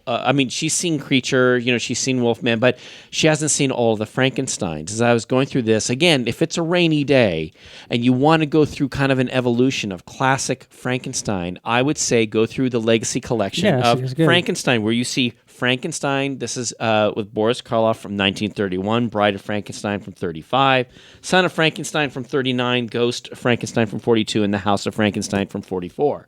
And if you go through all of these films, it's great how you just see the evolution of the Frankenstein monster, and it's classic. The first ones you have James Whale and Boris Karloff and Colin Clive. And it's cool because there's rainy days in the movie. There are. Oh, There's yeah, lightning. yeah. And There's lightning and thunder. I do like how the evolution where the first two are kind of like classic, like you said, James 1 and Whale. 2, yes. And Sun is interesting because it's kind of like almost the transition period. Yes. Where it's Yeah. still like an elaborately well-made film, but there starts to be like elements of like a pop elements Yeah, to it. And by the time you get to Ghost, it's like more the B movie, but Exactly. still fun. But then when you get to House, and see that I love House of Frankenstein. Yeah. And it's funny because maybe you would say that,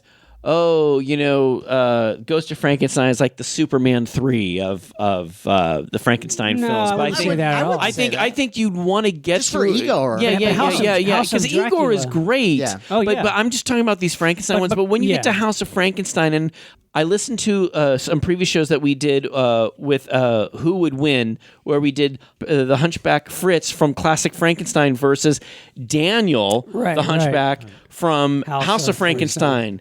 And I was thinking about this, and actually a listener brought up something about how he disagreed with. We said, Fritz would win, and he gave me something to think about. Constantine. Constantine. Yeah, Constantine Constantine Nasser. Nasser. Oh, that's right, Mr. Stephen King. Stephen King. Yeah. Yeah.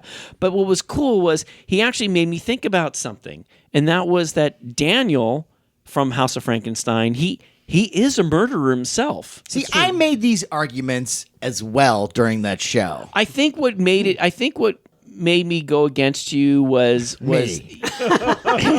no, it had nothing to do with just you. It had to do with the fact that I guess because Daniel had that love interest, and I thought that he has a sensitive side, a soft side, that was his weak spot. But then the more I thought about He's it, not in love with Fritz. So he's not gonna. No. But the more I thought about it, it is true that the reason why Daniel was in prison in the first place because he had murdered, he had killed, and then he's kind of just doing the doctor's bidding.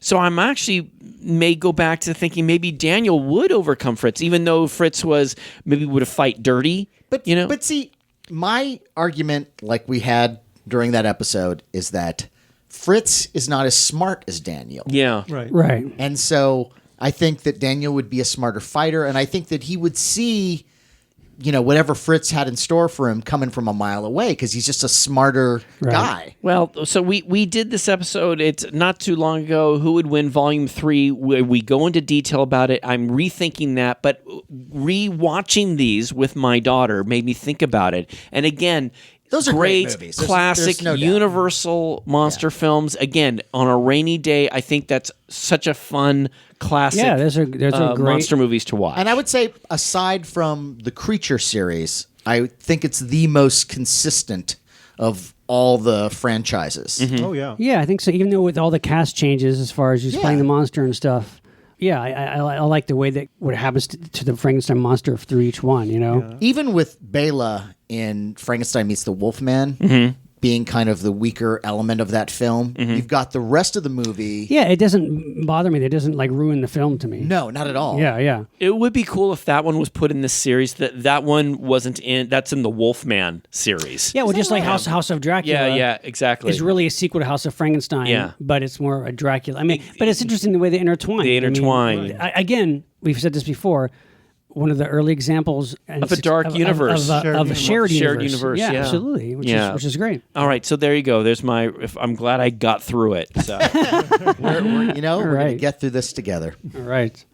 All right, I have one that this is a film I've always enjoyed and a little obscure. Recently, it just came out on Blu-ray, a great Blu-ray, and it's a good film. I really enjoy it. From 1977. It's kind of like a Southern Gothic thriller horror called Scalpel. Sean, that's another. I don't know this one. This is a good Scalpel? film. Yeah, it's Robert Lansing. Okay. He's this murderous, scheming surgeon. It's like in New Orleans, and he's got this kind of sleazy family of, Southern Gothic family, and his father dies and doesn't leave him with any money because he hates him. I think his father or his uncle, but the money is left to the daughter, played by Judith Chapman. Judith Chapman was a very pretty actress from a lot of soap operas, General Hospital, a lot of other ones, but she has disappeared. So she's out of the picture. So the money, unless she shows up, the money is not going to go to Robert Lansing, who wants it. So, but Robert Lansing is this very gifted plastic surgeon, and he comes across this. He's driving around. There's like this strip club and this sleazy strip club, and there's this go-go dancer being beaten, thrown out, this like stripper, and she's just beaten horribly by the owner, and her face is completely mangled. And he takes her, and he's going to try to reconstruct her face, and he realizes that she has all this the same. Her body form is a lot like the daughter. It's Robert Lansing's daughter. So she's going to be the one who would inherit the money. So he makes a deal with this woman. He says, I'm going to reconstruct your face and make you look like my missing daughter. And that way you will inherit this money and we'll split it 50-50, Nice. So it's great. So he does it and he teaches her all her mannerisms and he has recordings of, his daughter's voice and he gets it down. She gets it down really well and she makes an appearance and appears to the family to inherit this money. So they kind of, Robert Lansing and her have it made, it's like they pulled it off. And then the real daughter shows up. Oh, that's good. And it's Judith Chapman again, and Judith Chapman does a great job playing kind of like the street smart go-go dancer turned into the daughter and then the real daughter. Really, really good job. So, there's this scheming now, like, who's gonna get the money. And it's this weird kind of like incestuous thing where, Robert Lansing's attracted to the go-go dancer who looks just like his daughter. It's very twisty, lots of twists to it and very well acted. And again, that kind of like sun-baked kind of New Orleans, Southern Gothic thriller horror. And really, I always felt that Robert Lansing was an underrated actor. He's so good. He's great. Yeah. everything. He's so great to watch. And so it's this, twisty kind of like a mystery thriller of what happens with these. It's kind of this strange triangle now. The go-go dancer and the imposter daughter and the real daughter, they kind of like maybe form a thing going on against him. And I don't want to give anything away, but it's really good. Scalpel from 1977. John I really want to Grisham. see that. It's really worth checking out. Really great cast. Judith Chapman's great. Robert Lansing's great. Is that out on DVD? Do you know? It just came out on Blu-ray. Oh, Lots great. of Okay. Wow. extras, interview with Chapman, Cool. and really, really fun film. It was on VHS for a long time. I used to catch it on maybe early cable days, but I don't hear too many people talking about it. But it's definitely worth checking out. Cool. Yeah, good for a rainy day. Nice. I like it. All right. Well, now, if it's a especially dark and moody rainy day, and you want something scary that keeps you guessing, lots of atmosphere, I would suggest The Black Coat's Daughter. I don't know if The you've heard of this. Black That's Coat's Daughter. one- Black Coat's Daughter. You've recommend to us. We haven't Yeah. seen yet. Yeah. 2015, and written and directed by Oz Perkins, and stars Emma Roberts, who I'm sure you know from American Horror Story, Oh yes. and Kiernan Shipka, who was Sally Draper in Mad Men, Oh, Oh yes, right. The daughter. who is really great. really? Yeah. So the story is there's this prestigious Catholic boarding school in New York, and everyone's ready to take their vacation and meet with their parents. Their parents are coming to pick them up. Everybody comes for their kids except these two kids, and that's part of the story of why the parents didn't show up. And there's a bunch of little different twists. There's sort of two stories being told. There's one that involves the two girls at this Catholic school and their relationship with each other. There's an older one who's afraid that she's pregnant and is dreading meeting up with her parents to tell them she's pregnant if she is. And she doesn't really know yet. And then there's this little girl who is kind of weird, and that's her name's in the movie it's Kat, and that's played by Kiernan Shipka. And she is quirky and weird, and they have kind of a big sister, little sister relationship, these two girls. And at one point, the older girl tells the younger girl, Kat, I don't know if you're aware of this, but the nuns here are really devil worshippers. No. And so that kind of introduces this supernatural element. And then you've got that juxtaposed with this other story that involves James Remar. Oh, God. And there's this Things girl- can't be good if James Yeah, Remar right. shows up. Yeah. And he's actually a nice guy in this thing. Oh wow. Okay. Yeah. cool. And there's this runaway girl, and that's Emma Roberts. And she's on the run, and we don't really know entirely her story, but James Remar befriends her, and he's got his wife in the car. They're driving cross country, and you initially are balancing in your mind whether he's got like an attraction to this young girl or if he's being a fatherly figure and wanting to help her, because it comes out that his daughter died, and so he wants to help this girl okay. that's on the run. And these two stories, the story with the Catholic school and the story of this runaway girl, combine in a way that is so interesting. Some may see it coming, but I didn't. And the story involves satanic possession, but told in a really interesting new way of a new attitude coming from the person who's possessed. Not one that you normally see in movies. That's cool. And it's really great, really smart. The way that it's shot, it's brilliant. Extremely moody. Wonderful performances all around. And I cannot recommend this film high enough. So it's a Yeah, check that one out. school where the nuns are devil worshippers. Maybe. That's the Right. story this older girl is telling the younger girl. 'Cause if this But were is that really the case? If it or were- is something else going on? Well, you must see the film to find out. I was just going to say it may explain some things that I remember back in Once private again, school, That is this. which I'll save for another time. Once again, that is the film that you're going to make. So it's The Black Coat's Daughter The Black Coat's Daughter. and it's recent actually. It's, yes, a couple of years, right? Yeah, it's 2015. Matt, Cool. that is a really interesting, Really one. interesting, and I wish I could tell you more. No. But I can't. I know. That's why it's I a know, hard film I to know. describe because Okay, gotcha. anything I say will. Spoil it. Yeah. And I don't want you. Like, Is there a roller coaster involved? It isn't Sensorround. Okay. good. I have roller coaster on my list. Nice. I'm gonna see this. Let me know what you think. Now, if you had it on your show list before he brought it up, that would have been amazing. That'd been freaky. No, I had nothing close to roller All coaster. right. Okay, I briefly mentioned this one a long time ago. It's a 4-hour movie, but since it's a rainy day and now we're looking at longer movies and series, I just found out that there's a Blu-ray version that's 6 hours of this movie, and I love it. It's from 2008. It's from Japan. It's called Love Exposure. Oh yeah, I Love remember you telling me about this. Exposure. Yeah. It's directed by Sion Sono, who directed Suicide Club. That was like his big hit. And it's about a young man, a kid whose father is devout Catholic. And because he cannot relate, he starts to rebel and he falls in with the wrong crowd. Sound familiar? Yes.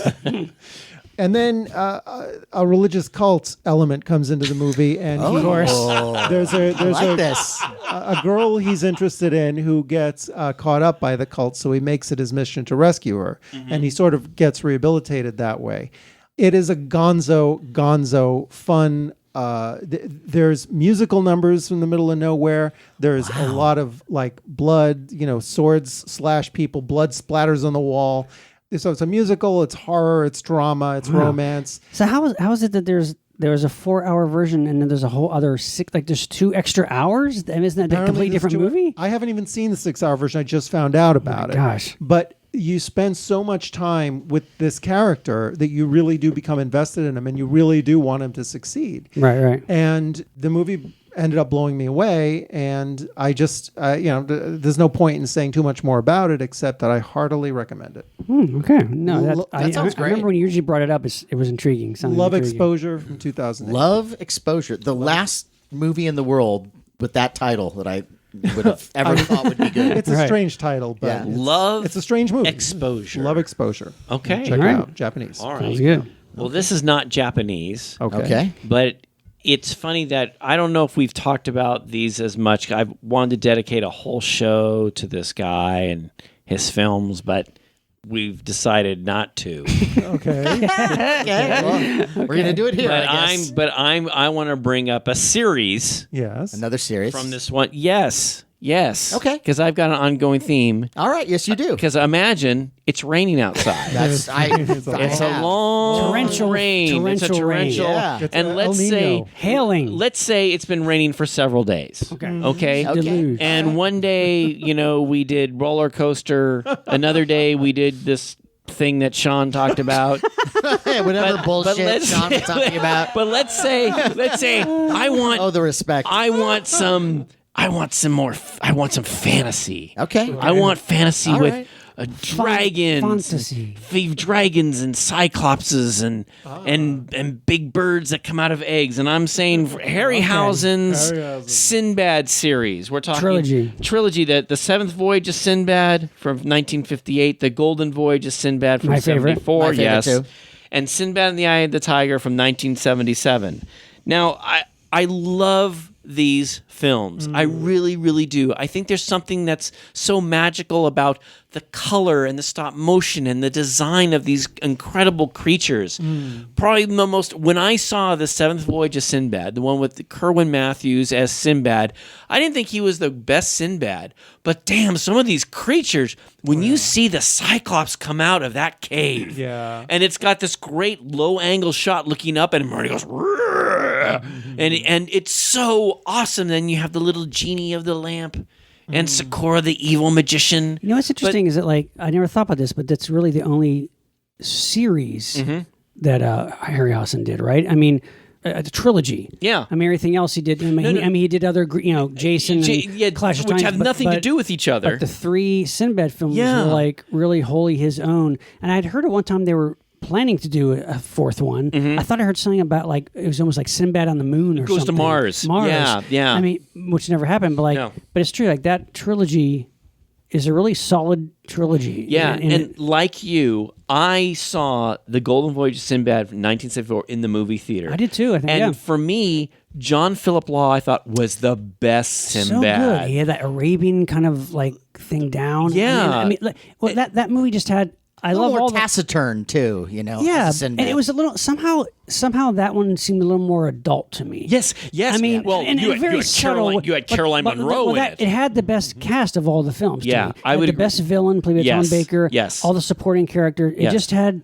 Everything worked best at that movie. I'm going to totally agree with you, Sean. I think because as much as I like Kerwin Matthews, to me, it's like you don't seem that international as Sinbad, and also Catherine Grant, who I like, but it's like really as the first one was princess- more towards children. Yes, you yes, know, yes. And whereas the second one did not. The third one was a little bit more like the second one. Yeah, but it was a mixture. I think it had a mixture and of it had the a great two. cast too. But like, there's something about Golden Voyage. I can watch that over and over again. And we've talked about this on other shows. We've mentioned Kali, the amazing stone It's statue some with of the his arms, best and which I work. absolutely love. But I'm thinking, if it's a long rainy day, you want to watch all three of these Sinbad that's a films. that's a good batch. With Sinbad and the Eye of the Tiger from '77, I remember being so excited about a new Harryhausen film, a new Sinbad film. You have Patrick Wayne, who is John Wayne's son, who plays Sinbad. Yeah, and he's actually, pretty good. He's okay. Yeah. You know, he has the look down, Yeah. but it's like really the star of it is really all the creatures in it. And It's I like Zenobia, the Yes. actress who played the witch. She was pretty good. But he had that was Jane Margaret. Seymour. Well, that was Margaret Whiting, by the way, who was yeah. actually a famous singer, believe That's it or right. not. And you'd but have you have the Jane- beautiful Jane Seymour in that Yes. film. All three films really have beautiful ladies. And they're all have their own distinct flavor to them. Yes, that's why yes. they're good in a batch, like you said, to watch all together. But what's nice is there's something so special about the Harryhausen stop motion animation, which just makes it so magical and otherworldly to me. Yeah. And it also maybe because, Sean, like you, I saw it in '74 at a theater. I was a kid, Yeah, you just know, the but right it was time. yeah. I was 10, and I was like so excited, and so maybe that's one reason why these films speak to me. But I think if it's a rainy day, you want some fantasy. Great, solid fun. That's a good selection. I would also throw in now you've seen those three Yeah, films, yeah. so you have those. Yeah. For fun, if you want a little something extra, still in that vein, Yeah. I would throw in Jack the Giant Killer. Yeah, I like that one. Because That's you got like it's like Jim Jim Danforth, Danforth. animation. Kerwin Matthews. It's almost like the same cast. it was You have Kerwin another Matthews studio plays trying to Jack. kind of replicate They the were. success. And actually, you have the same villain, Torrin Thatcher, who plays Sakura in Right. the Golden Seven Voyages of Sinbad, and here he plays this. What is he? He's the evil. He's the bad guy. He's the bad guy. yeah. He's He's basically he's playing the another- same role. And it's like the stop Pendragon. Yeah, Pendragon, and it's like the stop motion. It's maybe it's not. It doesn't have the finesse Yeah. of Harryhausen. Yeah, it's a little cruder. It's a little cruder, but it's still fun. It's still Got that fun. two-headed giant. Yeah, he's got a yeah, two-headed yeah, giant, which giant. I Who enjoy. doesn't love the Yeah, two-headed come on, giant? Yeah. And there is something about like Jim Danforth. I know he's always compared to Ray Harryhausen. He had a unique look and flavor of his own with his animation. It was just different, but really good. It wasn't as fluid, but it was vibrant. It Yeah. was very energetic. You know Yeah. what? You know what? I will say this though. In that particular film, maybe not his best work, but didn't he do When Dinosaurs Ruled the Earth? That's some of his best. and I work, think that's some of his best. Yes, yeah, it's good. That's a nice compliment. I think it's a nice little epilogue to your No, Yeah, I'm with you. day I'm with you there. Harryhausen Sinbad Yeah, schedule. Yeah, Cool, I like that. nice one, Good. Matt. Good one. Nice one. Thank you. Okay, so this movie, I think is a great movie for a rainy day. This film, I may have talked about this briefly in the past, mentioned this, but I really like this movie, and I don't think hardly anybody knows about this film. It's practically a two-character play, but it's done so well. This is from 1987, called The Caller, with Malcolm McDowell and Madeline Smith. I don't know this. This movie, The Caller? This is a movie that is this strange, heady kind of like film that was produced by Charles Band while he was making all these, ghoulies and subspecies movies. He produced this movie, and it's so different from everything else. It's hard to explain this movie, but this movie is basically Madeline Smith is this woman who lives by herself in this cabin in the woods. She goes shopping and, brings some food back. You never see any other people around. It seems to be just her. And seems to be some character kind of watching her the whole time. And she comes to this house, and there's somebody lurking outside. And finally, it's a knock on the door, and it's Malcolm McDowell. Is this stranger? He's saying, "Oh, my car broke down. I wonder if I could use your phone." And she starts questioning him, and it's like they engage in this kind of psychological cat and mouse game where they keep pointing out flaws in their stories. And it's like they're doing this like rehearsed thing. You don't know what the hell's going on. And it's so hard to explain. And he keeps saying, "Oh, points to you." Like, "Oh, you got 10 points for that." There's some kind of thing going on. You don't know what the hell it is. Did it start as a play? Do you know? No. It's directed and I think written by Arthur Allen Seidelman. I think it's an original story. Wow. And it really is pretty much, it's literally just these two characters playing this cat and mouse thing. He keeps coming back. At some point, she threatens him. "Maybe I, had planned this all along for you to come here so I could kill you." And like, it's really strange. So this cat and mouse game for this whole film. And you finally start to find out what's going on. She racks up enough points to find out kind of what's happening. And I'm not going to give away the ending because the ending is so out there and so bizarre, but it is really worth checking out. I mean, you got Malcolm McDowell. Yeah, I know. So awesome. That alone. And he's sold like me on it. sinister yet charming. And that's what he's best at. Yeah, Madeline Smith is good too. And I don't want to give too much away. Like I really can't. It's just if you're in the mood for like a claustrophobic two-person kind of cat and mouse game, it's really interesting. And this is a movie that it's been out on DVD. Somebody should release it. I mean, this movie should get like a Blu-ray treatment with like Interview with McDowell. It'd be so great. It's really interesting. It's so atypical of the product that Charles Band was putting out at the time. Definitely worth to check it out. I don't want to say anything else about it, but it's really fascinating and really good. Cool. Yeah, that sounds wonderful. Yeah, it really is. So check it out. I'm a champion of this film. Writing it down. What's great too is since it's a two-person story, after the movie you could then do role playing with your significant other. That's true. Yeah, it would be really weird. To do that with the ending of this movie, but gotta keep the relationship alive. Yeah. So check it out. The Caller, 1987.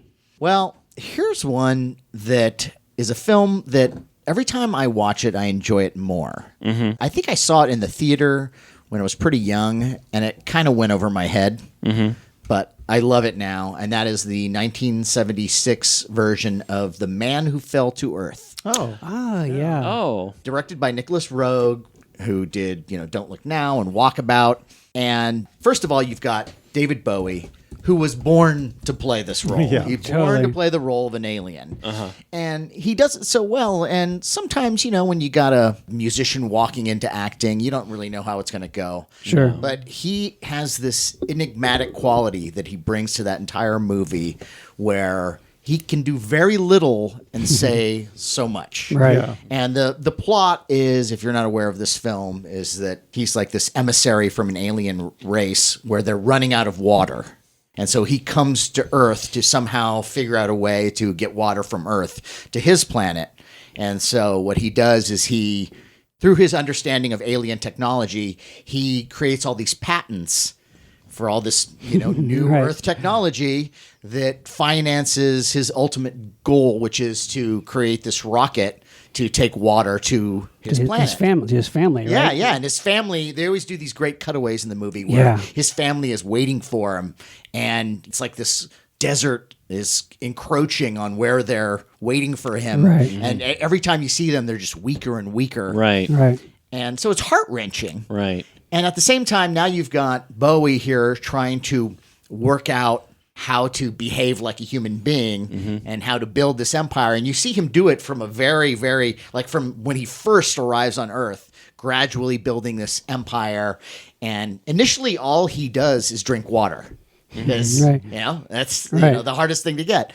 Over time, as he becomes more entrenched in the ways of Earth people, he becomes an alcoholic. Oh. It's a very cynical movie. Yeah. It's ultimately he's kind of like seduced and exploited by humans. Well, yeah, and there's an innocent quality to him that he doesn't really. Yeah, it's like he doesn't really get the machinations of Earth people, right, and how it could really turn against him, and it eventually does. And that part's tragic. Yeah, it really is a sad, tragic movie. Yeah, and there is an oppressive feel to the movie, but it's brilliant. It really is. And cast, Rip Torn. Rip Torn, Candy Clark, who is his love interest. And there's a wonderful scene where he finally reveals himself to be an alien. And it's so weird. Yeah, it's really, is it Buck Henry? Bernie Casey? Yeah. Yeah. Really good. And there was a 1987 television version. Forget it. Really? Really? Like a TV movie? Yeah, yeah. Oh my God, I have no idea. But was Prince in it? not a bad choice, though. Yeah. But yeah, I mean, you're not going to go wrong with Nicholas Roeg, and it's considered one of his best films. And kind of a movie that you really can't make today, like not that style. There's an atmosphere to the film. Yeah. That no one seems to be able to do like that.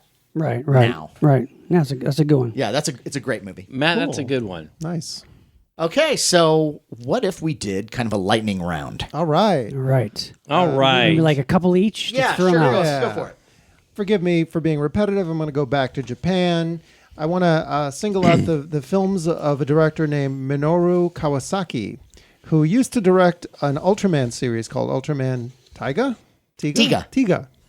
Well, he started... Great series, by the way. He started doing these sort of absurdist tokusatsu movies, starting in 2004 with a movie called The Calamari Wrestler. Yeah. A send-up of professional wrestling, but you've got a character who's essentially like a 7-foot tall squid. And he's just not to be confused with the Gazora from Yog. Right. But of course, it evokes the memory of Gazora. He followed that up with a movie called Executive Koala, where you've got a corporate setting with one of the employees has a giant koala head, and this is not, and his boss has a giant rabbit head. None of this is called attention to. He did a sequel to the Guy Lala movie. The X from Outer Space movie? The X from Outer Space. In 2008, he did a comedy sequel called Monster X Strikes Back, which has... I saw this. And it's okay. Yeah. Beat Takeshi is in it as a Daimajin figure. Wow. And I also, is not the same director, but in 2009, another absurd tokusatsu movie, also a mockumentary called Big Man Japan. You know, that's a movie that if it were maybe half the length, I would have liked it more. The joke wears out a little thin. Yeah. But he's this sort of Ultraman type figure who is over it. He doesn't want to be a superhero, but there's a lot of pressure. He's kind of bad at it now. Yeah, he's a slob. He's older. He doesn't give a shit, but he still has to rise to the occasion. Right. Best thing about that movie, last 5 minutes, where he actually runs into the Ultraman clan. Yeah. Oh, cool. But it's called Big Man Japan. It's worth checking out. Cool. I like that. Thank you. Was that 2? That was actually 4. 4. Yeah. 4. Okay. Well, I'm only You go. Just enjoy yourself. Go. Hey. Okay, Go well, crazy. Okay, I am going to go crazy. Again, you guys have brought up some really great films that I'm not that familiar with. All right. Well, now you are. Now you can check them out. Yes, I am, and I think these are great. And this is a lightning round, and so I need to get to it. Yes, I'm sorry. But as I fix it in know post. we've mentioned these films before, but again, if it's a rainy day and you've got some time on your hands, you want to watch them, I'm going with the Planet of the Apes series. Planet of the Apes from 1968, Beneath the Planet of the Apes, Escape from the Planet of the Apes, Conquest, and Battle for the Planet of the Apes. Watch all 5 ape films. Or like Sean did, do every ape thing. Yes. From the first film That's to the right. animated We had series. Damn Dirty Apes Day way back in our old place. That's right, and I was there. That's right. And we did the movies. I was there from the very cartoon, beginning. We did How far did you get? I got You came pretty close to the Well, end. first of all, I did all of the films. What Yes. Sean would do is there would be a feature. He'd show the feature film, and then there would be an interlude. He'd either show the Apes cartoon Or Mego the Mego commercials, right. and there was something in between. We had the Hopefully a nap. the return to Return to the Planet of the Apes cartoon series episode, or an episode of the TV series, and then there was the documentary. Yep, which was behind the Planet of great. the Apes. So it was all Plus night. the Simpsons and the Saturday Night Live No, skit. Yeah, Well, we did show the we Saturday Night did, Live they stuff. did. Yeah, it was So, all apes. All I think we it was started like in the afternoon and went to like 5 in the morning. and I was there from the very beginning. You were. And I was the second to the last You person were. to leave. I think I one know of their, the one of la- our friend Jason Smith, I made It it was to the the only very one. end. And I remember being pissed at him because well, he got there at the same time because we built the little scarecrow. Oh yeah, we out built the front. Scarecrow X things Yeah. in our patio. Yeah, But the funny thing is, we had talked about the Apes films before, and I really just love those. Starting That with the very franchise- first one is such a great franchise, such a strong franchise. and it's so great. There's a lot of adult content in there. People go, it's for kids. No, it's great. no. It's No, it's- great yeah, stuff, and you have a terrific cast, and you go through all. I mean, you go from this world that's taken over by apes. You have the destruction of the universe, a world. You have Spoiler. you have little baby chimps.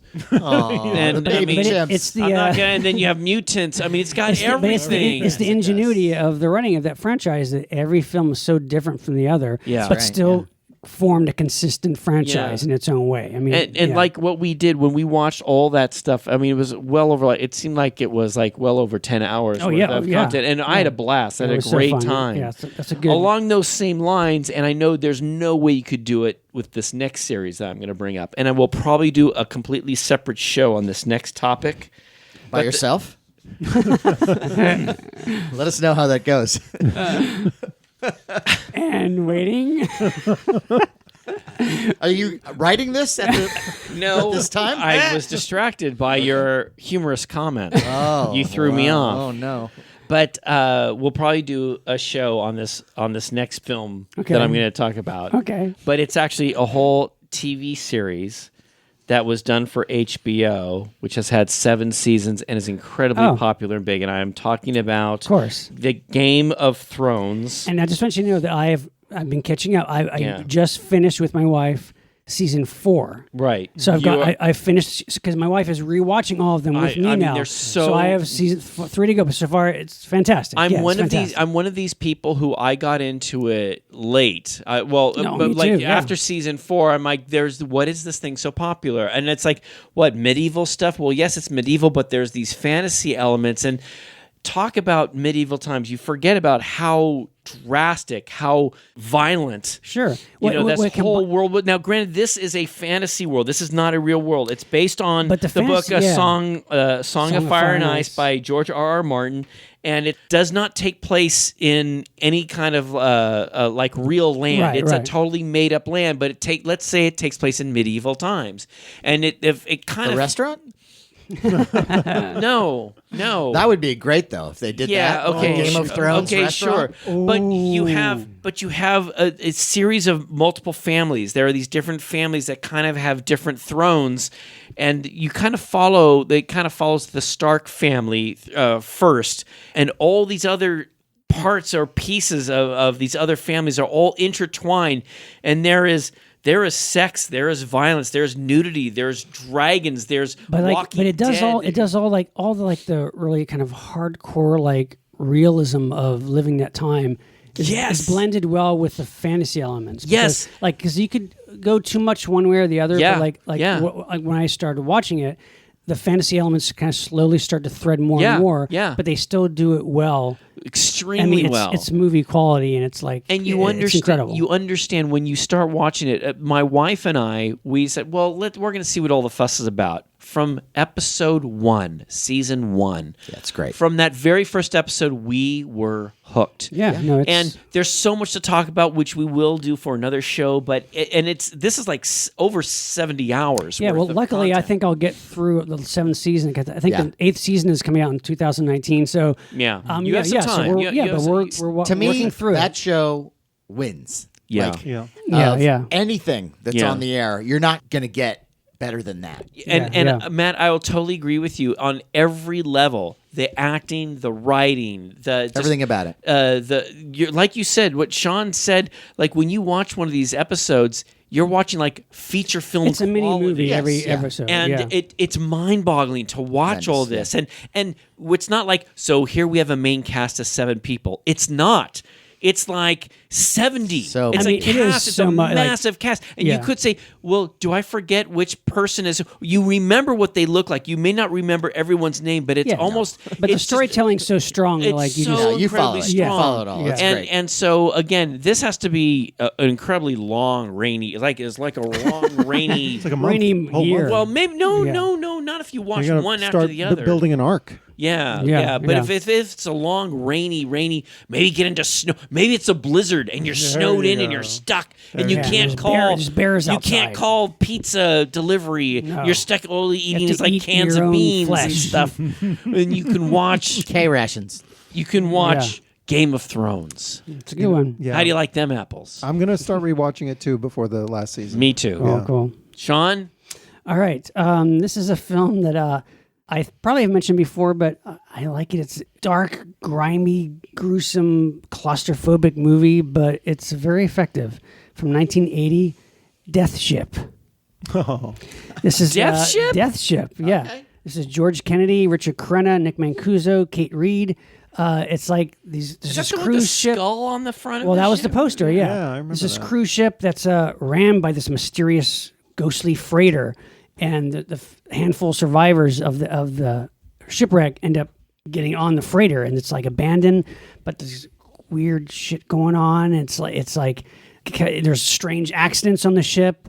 There's strange voices, and George Kennedy, who was the captain of the cruise ship that was sunk, he starts to be kind of slowly possessed by the evil force of the ship, and you find it involves kind of like Nazis around the ship, and just Whoa. this movie just oozes with grimy atmosphere. The ship itself is a character.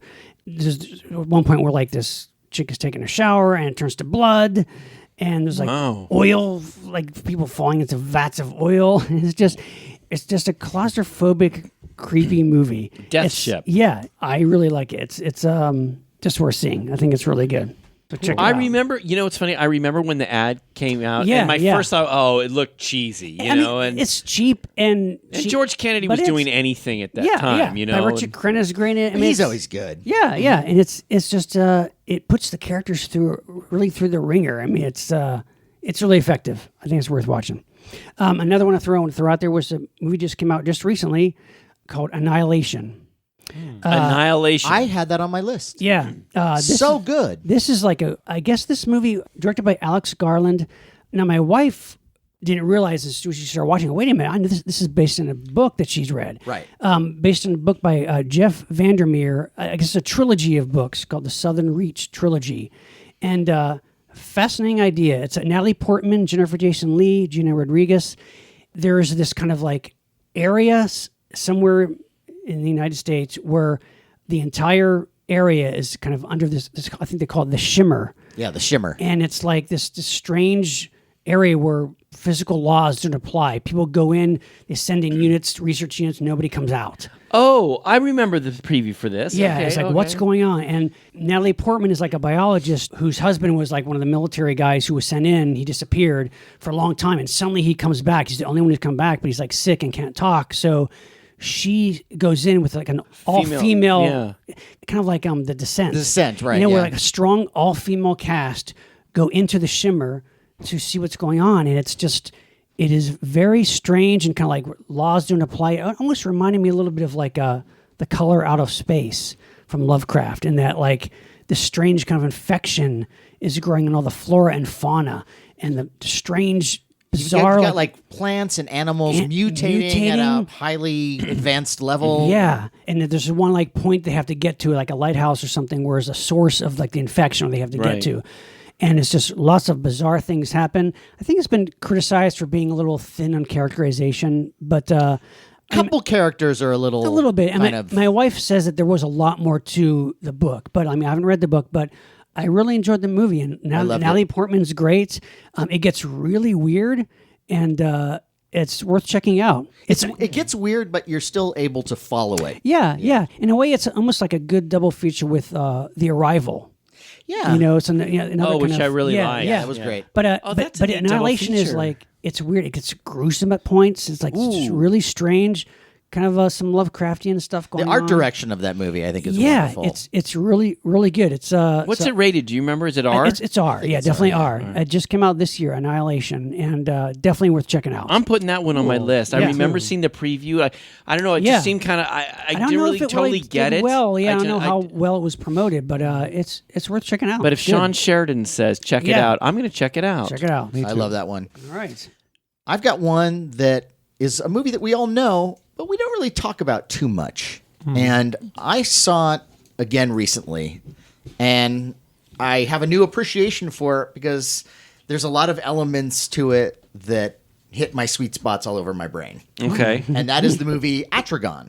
Hey. Yeah, Oh, that is good. Atragon. We talk about all the other Toho movies, but we don't really talk about Atragon. And Atragon it's strange. It's almost like this reverse 20,000 Leagues Under the Sea. Yeah. Yeah. It's about the ship. And not as much a kaiju film, even though there is a kaiju There is a in kaiju in it. It's mostly about the ship, Right. which is called Atragon, which is a submarine. Right. So, and the plot is that the lost continent of Mu and its inhabitants are attacking the world. And they're doing all kinds of damage. They've got these advanced submarines that go all over the place and sink ships. And once again, the special effects are so great. Yeah, Super all the Raya mecha. Yeah. special effects. Well, this was the team at their peak. Ishiro Yes. Honda and Tsuburaya. Yeah. Right, yep. I mean, it's some of, I think, their best work Yeah. that I've seen. The most realistic looking. I mean, I always Yeah. love the Godzilla stuff, but, there's an element of that where you realize it's Yeah, rubber. rubber yeah. and those are fake buildings. Right. Whereas there are shots in this of devastation where it's like, wow, someone took a little bit of extra time to make Yeah. this seem really like there's one scene where there's just an entire city just kind of goes like into a sinkhole. Yeah. And it's so well done. I like the story too, because it's like that guy who built the ship. He's kind of too proud. He doesn't want to use the ship right away, right? The continent of Mu, they've already stolen one of these super submarines that was being made around the end of World War II. And they have one of these submarines that they've been backwards engineering. Right. They've heard about this other, even better submarine, and they actually have the plans for it that they stole. But there's this captain who has the secret base where he's building the actual Atragon, and there's like a reporter who's got a secret that I won't say. Secret agenda. Yeah, and then there's the daughter of this missing captain that's working on Atragon, and a bunch of scientists, and they all go to find him, and they ask him, "Please, can we use Atragon to defend the world?" And he's like, "No, I did not create Atragon to defend the world. It's to defend Japan, and Right. it's part of Japan's empire." And so he's not going to play ball. But, over time and as more of the attacks occur, Right. Come on. come on. Don't be a dick. But what's great about Atragon too, because it can go, it can go in the water, it can go, it's a super ship. It The can do submarine everything. is everything I want Yeah. out of a super submarine. Yeah. If I can't have the Nautilus, I'll take Atragon. Right. Well, Because you got the drill tip. There's this Yeah. wonderful drill tip to Yeah. it. As you said, it flies. Yeah. And it's just a great design. The special effects are great. There's some nice drama. There's loads of extras. Yeah. I like the Empress of Mew too. She's pretty cute. Yeah, she's cute. And, they always cut back to there's one guy who's a spy for Mew, and he almost is able to kidnap one of these guys and bring him to the city, but they defeat him, and he just jumps into the water and goes back to Mew. And the next time you see him, he's in his Mew costumes, which are like kind of like along the lines of like the natives from Mothra's Island, Okay. Right, Yeah. Infant Island. Yeah. And but it's just funny to see that he was in a nice, crisp, Yeah. nice suit, and now he's in this Right. goofy costume. But it all works for me.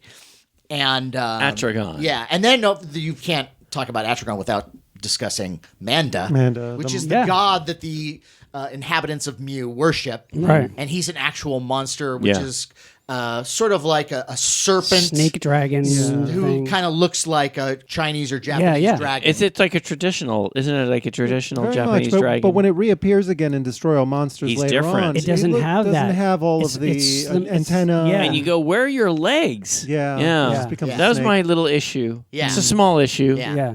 But it's cool. It seems like as the movie goes along, there's a lot of twists and turns that I didn't really expect. Right. And you've got a monster that is not the central point of Right. the story. Right. It's kind of a little syrup on the pancakes. Like Gorath and the Walrus. Right. Yeah, yeah. Better. Much At least, better, yeah. Much more integrated into the story. Right. You know, Matt, it's funny that you bring up Atragon. I remember being excited to see it, and I was irritated at first when this was a long time ago when I saw it. Where's the monster? I you're want the expecting a monster. I Godzilla wanted.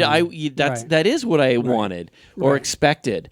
And I think I have to watch it with a different appreciation, Matt. Yeah, you know, it's well because done. you brought up some interesting The things. story takes a little while to get going, too. Yeah, I would also say a much more goofier companion piece to that is Latitude Zero.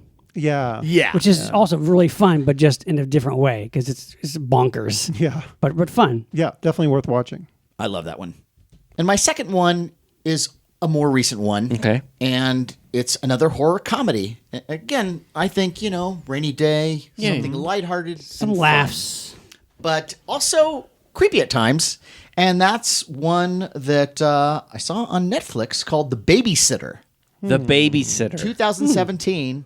The film is directed by McG, and it stars Samantha Weaving, Judah Lee, Hannah Mae Lee, Robbie Armel, and Bela Thorne. And it's kind of a simple premise. Is there's this kid who's bullied, but he has this really cool babysitter who's hot and sexy, and she builds him up.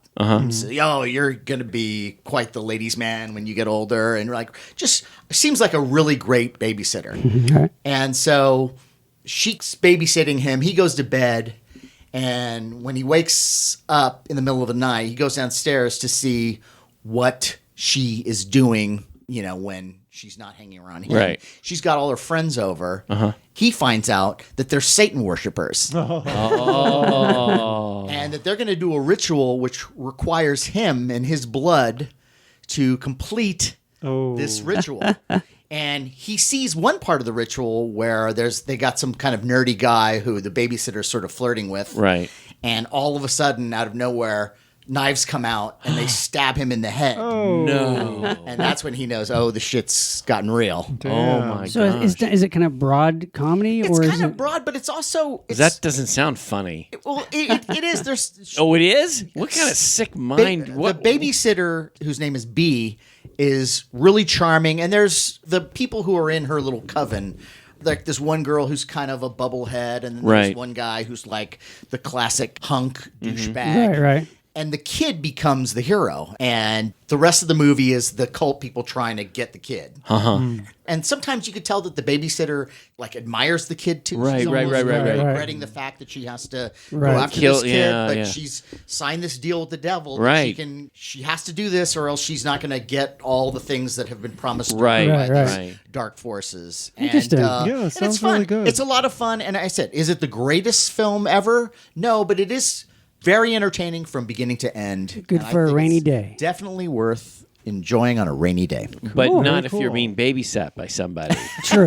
Maybe not. No. Well, this has been great. This has has been been great, fun. yes. I mean, you guys, the stuff that I brought up is more standard or people may know about it, but you guys have brought up some really That's right, it's interesting films. So again, but the topic is not tell me about an unknown film. It's a film to watch on a rainy day. Right. Well, thank you, Kevin Smith, for suggesting this topic. It has been fun, and we hope you've enjoyed it. I hope so. I expect a letter. Yeah, Kevin. Signed. Kevin, we really hope you're satisfied. We did your topic. Happy now? Now leave us alone. On that note, I am Matt Weinhold. I'm Sean Sheridan. I'm Larry Stroth. And I'm James Gonis. Keep America strong. With movies for a rainy day. Happy now?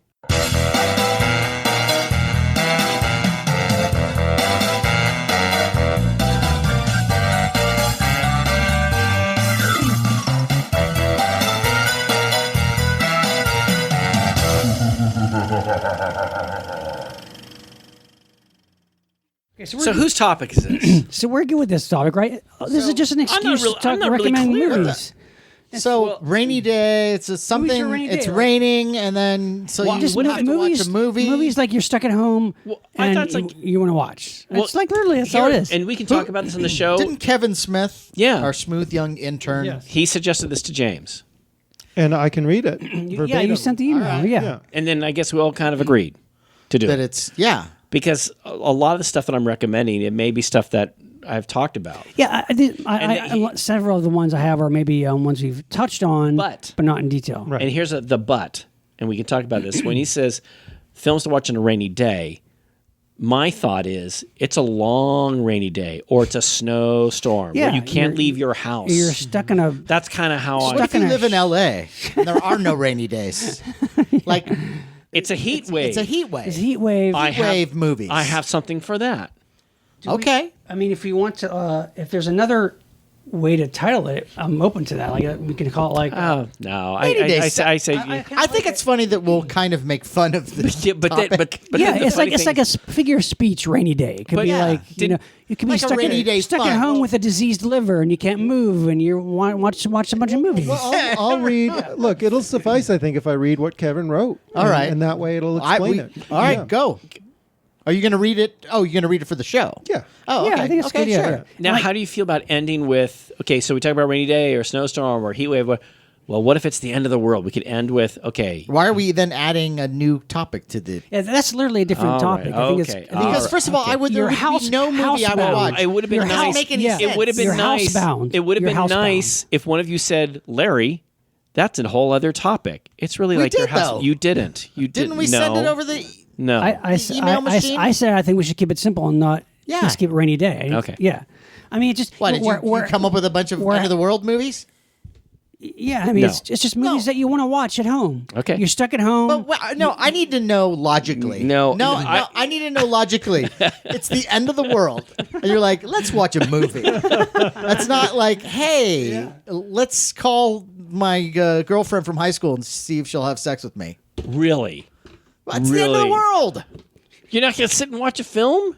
No, I'm gonna have sex with somebody. Well, you're running in the streets screaming.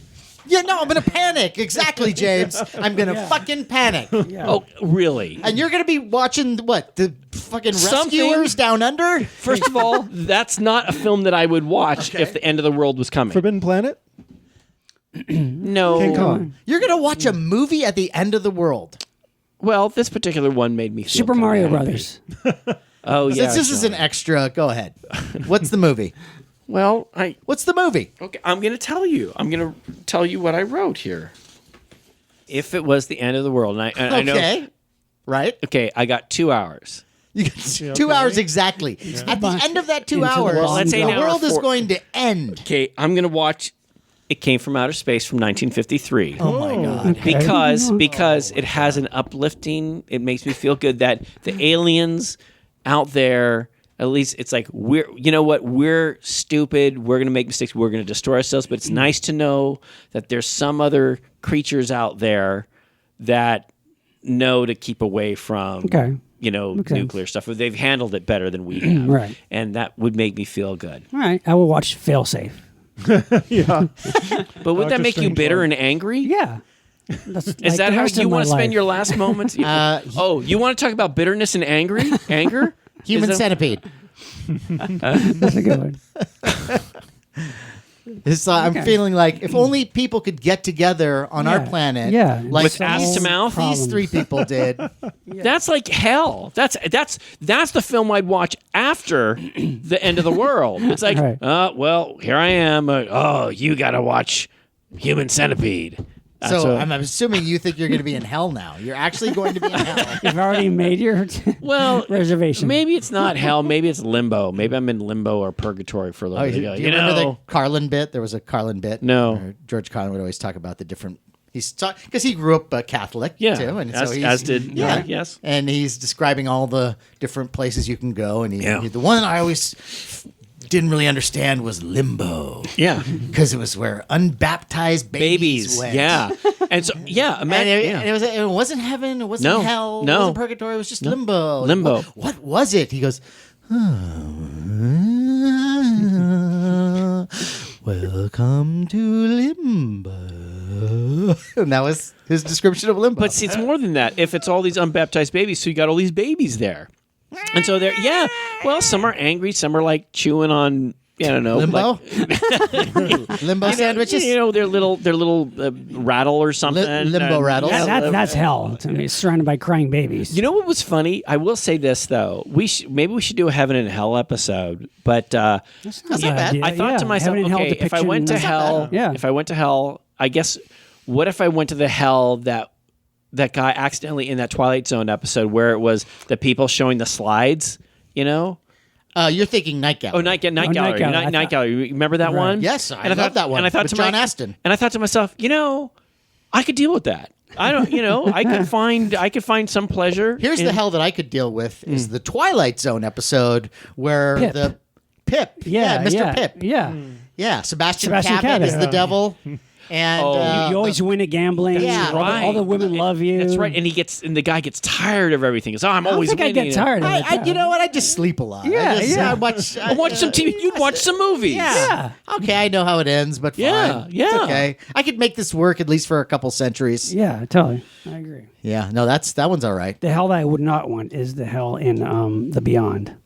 Oh no, that's The Beyond, horrible. that image is the most bleak. It's so one of the scary. bleakest image. It's just like kind of like a grayish, desolate limbo, and like they look across a void, and like there's a couple sparse bodies in the dirt, and they turn around. It's the same thing. Like everywhere they turn, it's the same. It's viewpoint, really scary. and they have no eyes, but they're seeing it. And Okay. it's like, oh, Can I just so say great. one thing?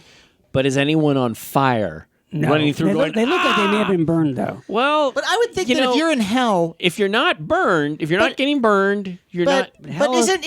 isn't pain and pleasure kind of relative? So if Yeah. you're What? yes, Think of like Hellraiser, and there's a fine line between pain and pleasure. I mean, I would Thank you, Sean Sheridan. Yes. You're inside my head. I prefer the whole pleasure side, Well, yeah, not the pain side. but to feel pain or nothing, I would want a little bit of pain. I'd go Yeah, for nothing. maybe. James? I'd go for nothing. Yeah. I can't. Okay. Yeah. All right. Interesting. Just- What would Dr. Tom say?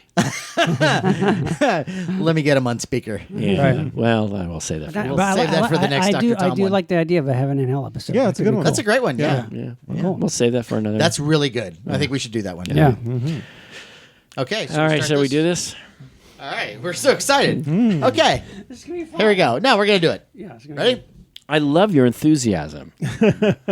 Who's the one who's missing a kidney here too? I'm sorry. kidney, I'm missing a brain. All right. Greeting. Oh, come on. You know, I'm it's sorry. so obvious. I'm sorry. so It's- obvious what's going on. What is going on? I know. No, Yeah, it's you know, unbeknownst to us, you've Yes. already like I've purchased left. the rights to Monster Party, and you're like, No. there's a whole organization in Singapore. That's, Let me tell you doing something. very well Let me with tell you this. something. I am nothing without you three here. Nothing. well, we all Nothing. feel that no, way. we are a we are team. a- every team. That's right. episode We- that we did when there was one of us missing, the absence of that person was always felt, Yeah. Yeah, I agree. and I mean that sincerely. Yes. Yes. Yes, it was. Indeed. James, look, he's going to be the last man standing. That's right. Clearly in the best health of all of us.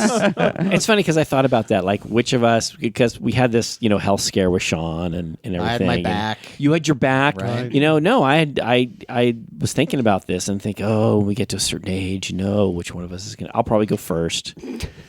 No, we're all going to be in hell doing this for eternity. But we'll turn around, make it cool. It'll be our hell is right here in this room forever, for eternity. No, but I did think of James as being the last man standing, and I could see it now. It's like James is all, greetings and welcome to I'm Monster James Party." Gonis. I'm James Gonis.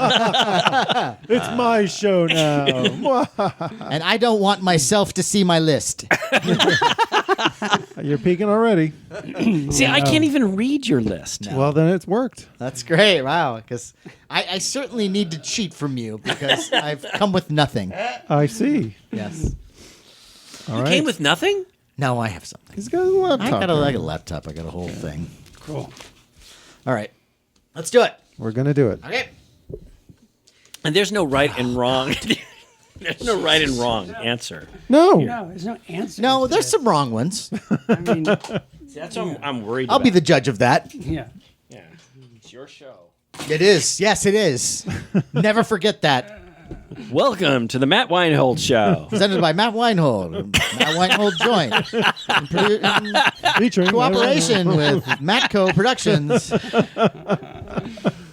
You did a thing with the GONIS Co. That was pretty funny. I like that. James GONIS. I just keep GONIS recycling the old material. Funny stuff. All right, I'm ready.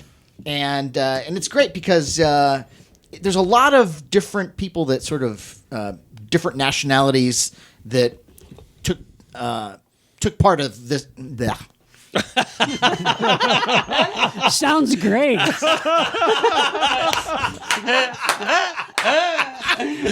I love then everybody dies. Let me vomit my microphone. You know, I'm here on every word, and then you go.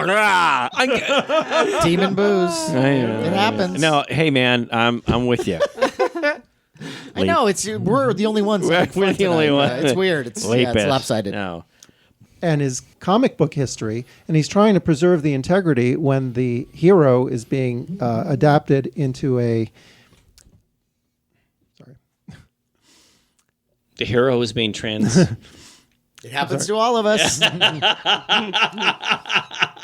Sorry. Okay. I'm going to turn off my phone. This is bullshit. Sorry. I told you. I'm going to turn off my cocktail. All right. Hogan! That was from Oh my God, episode I've been that we watching did. those every night. Have you? God, I love that show.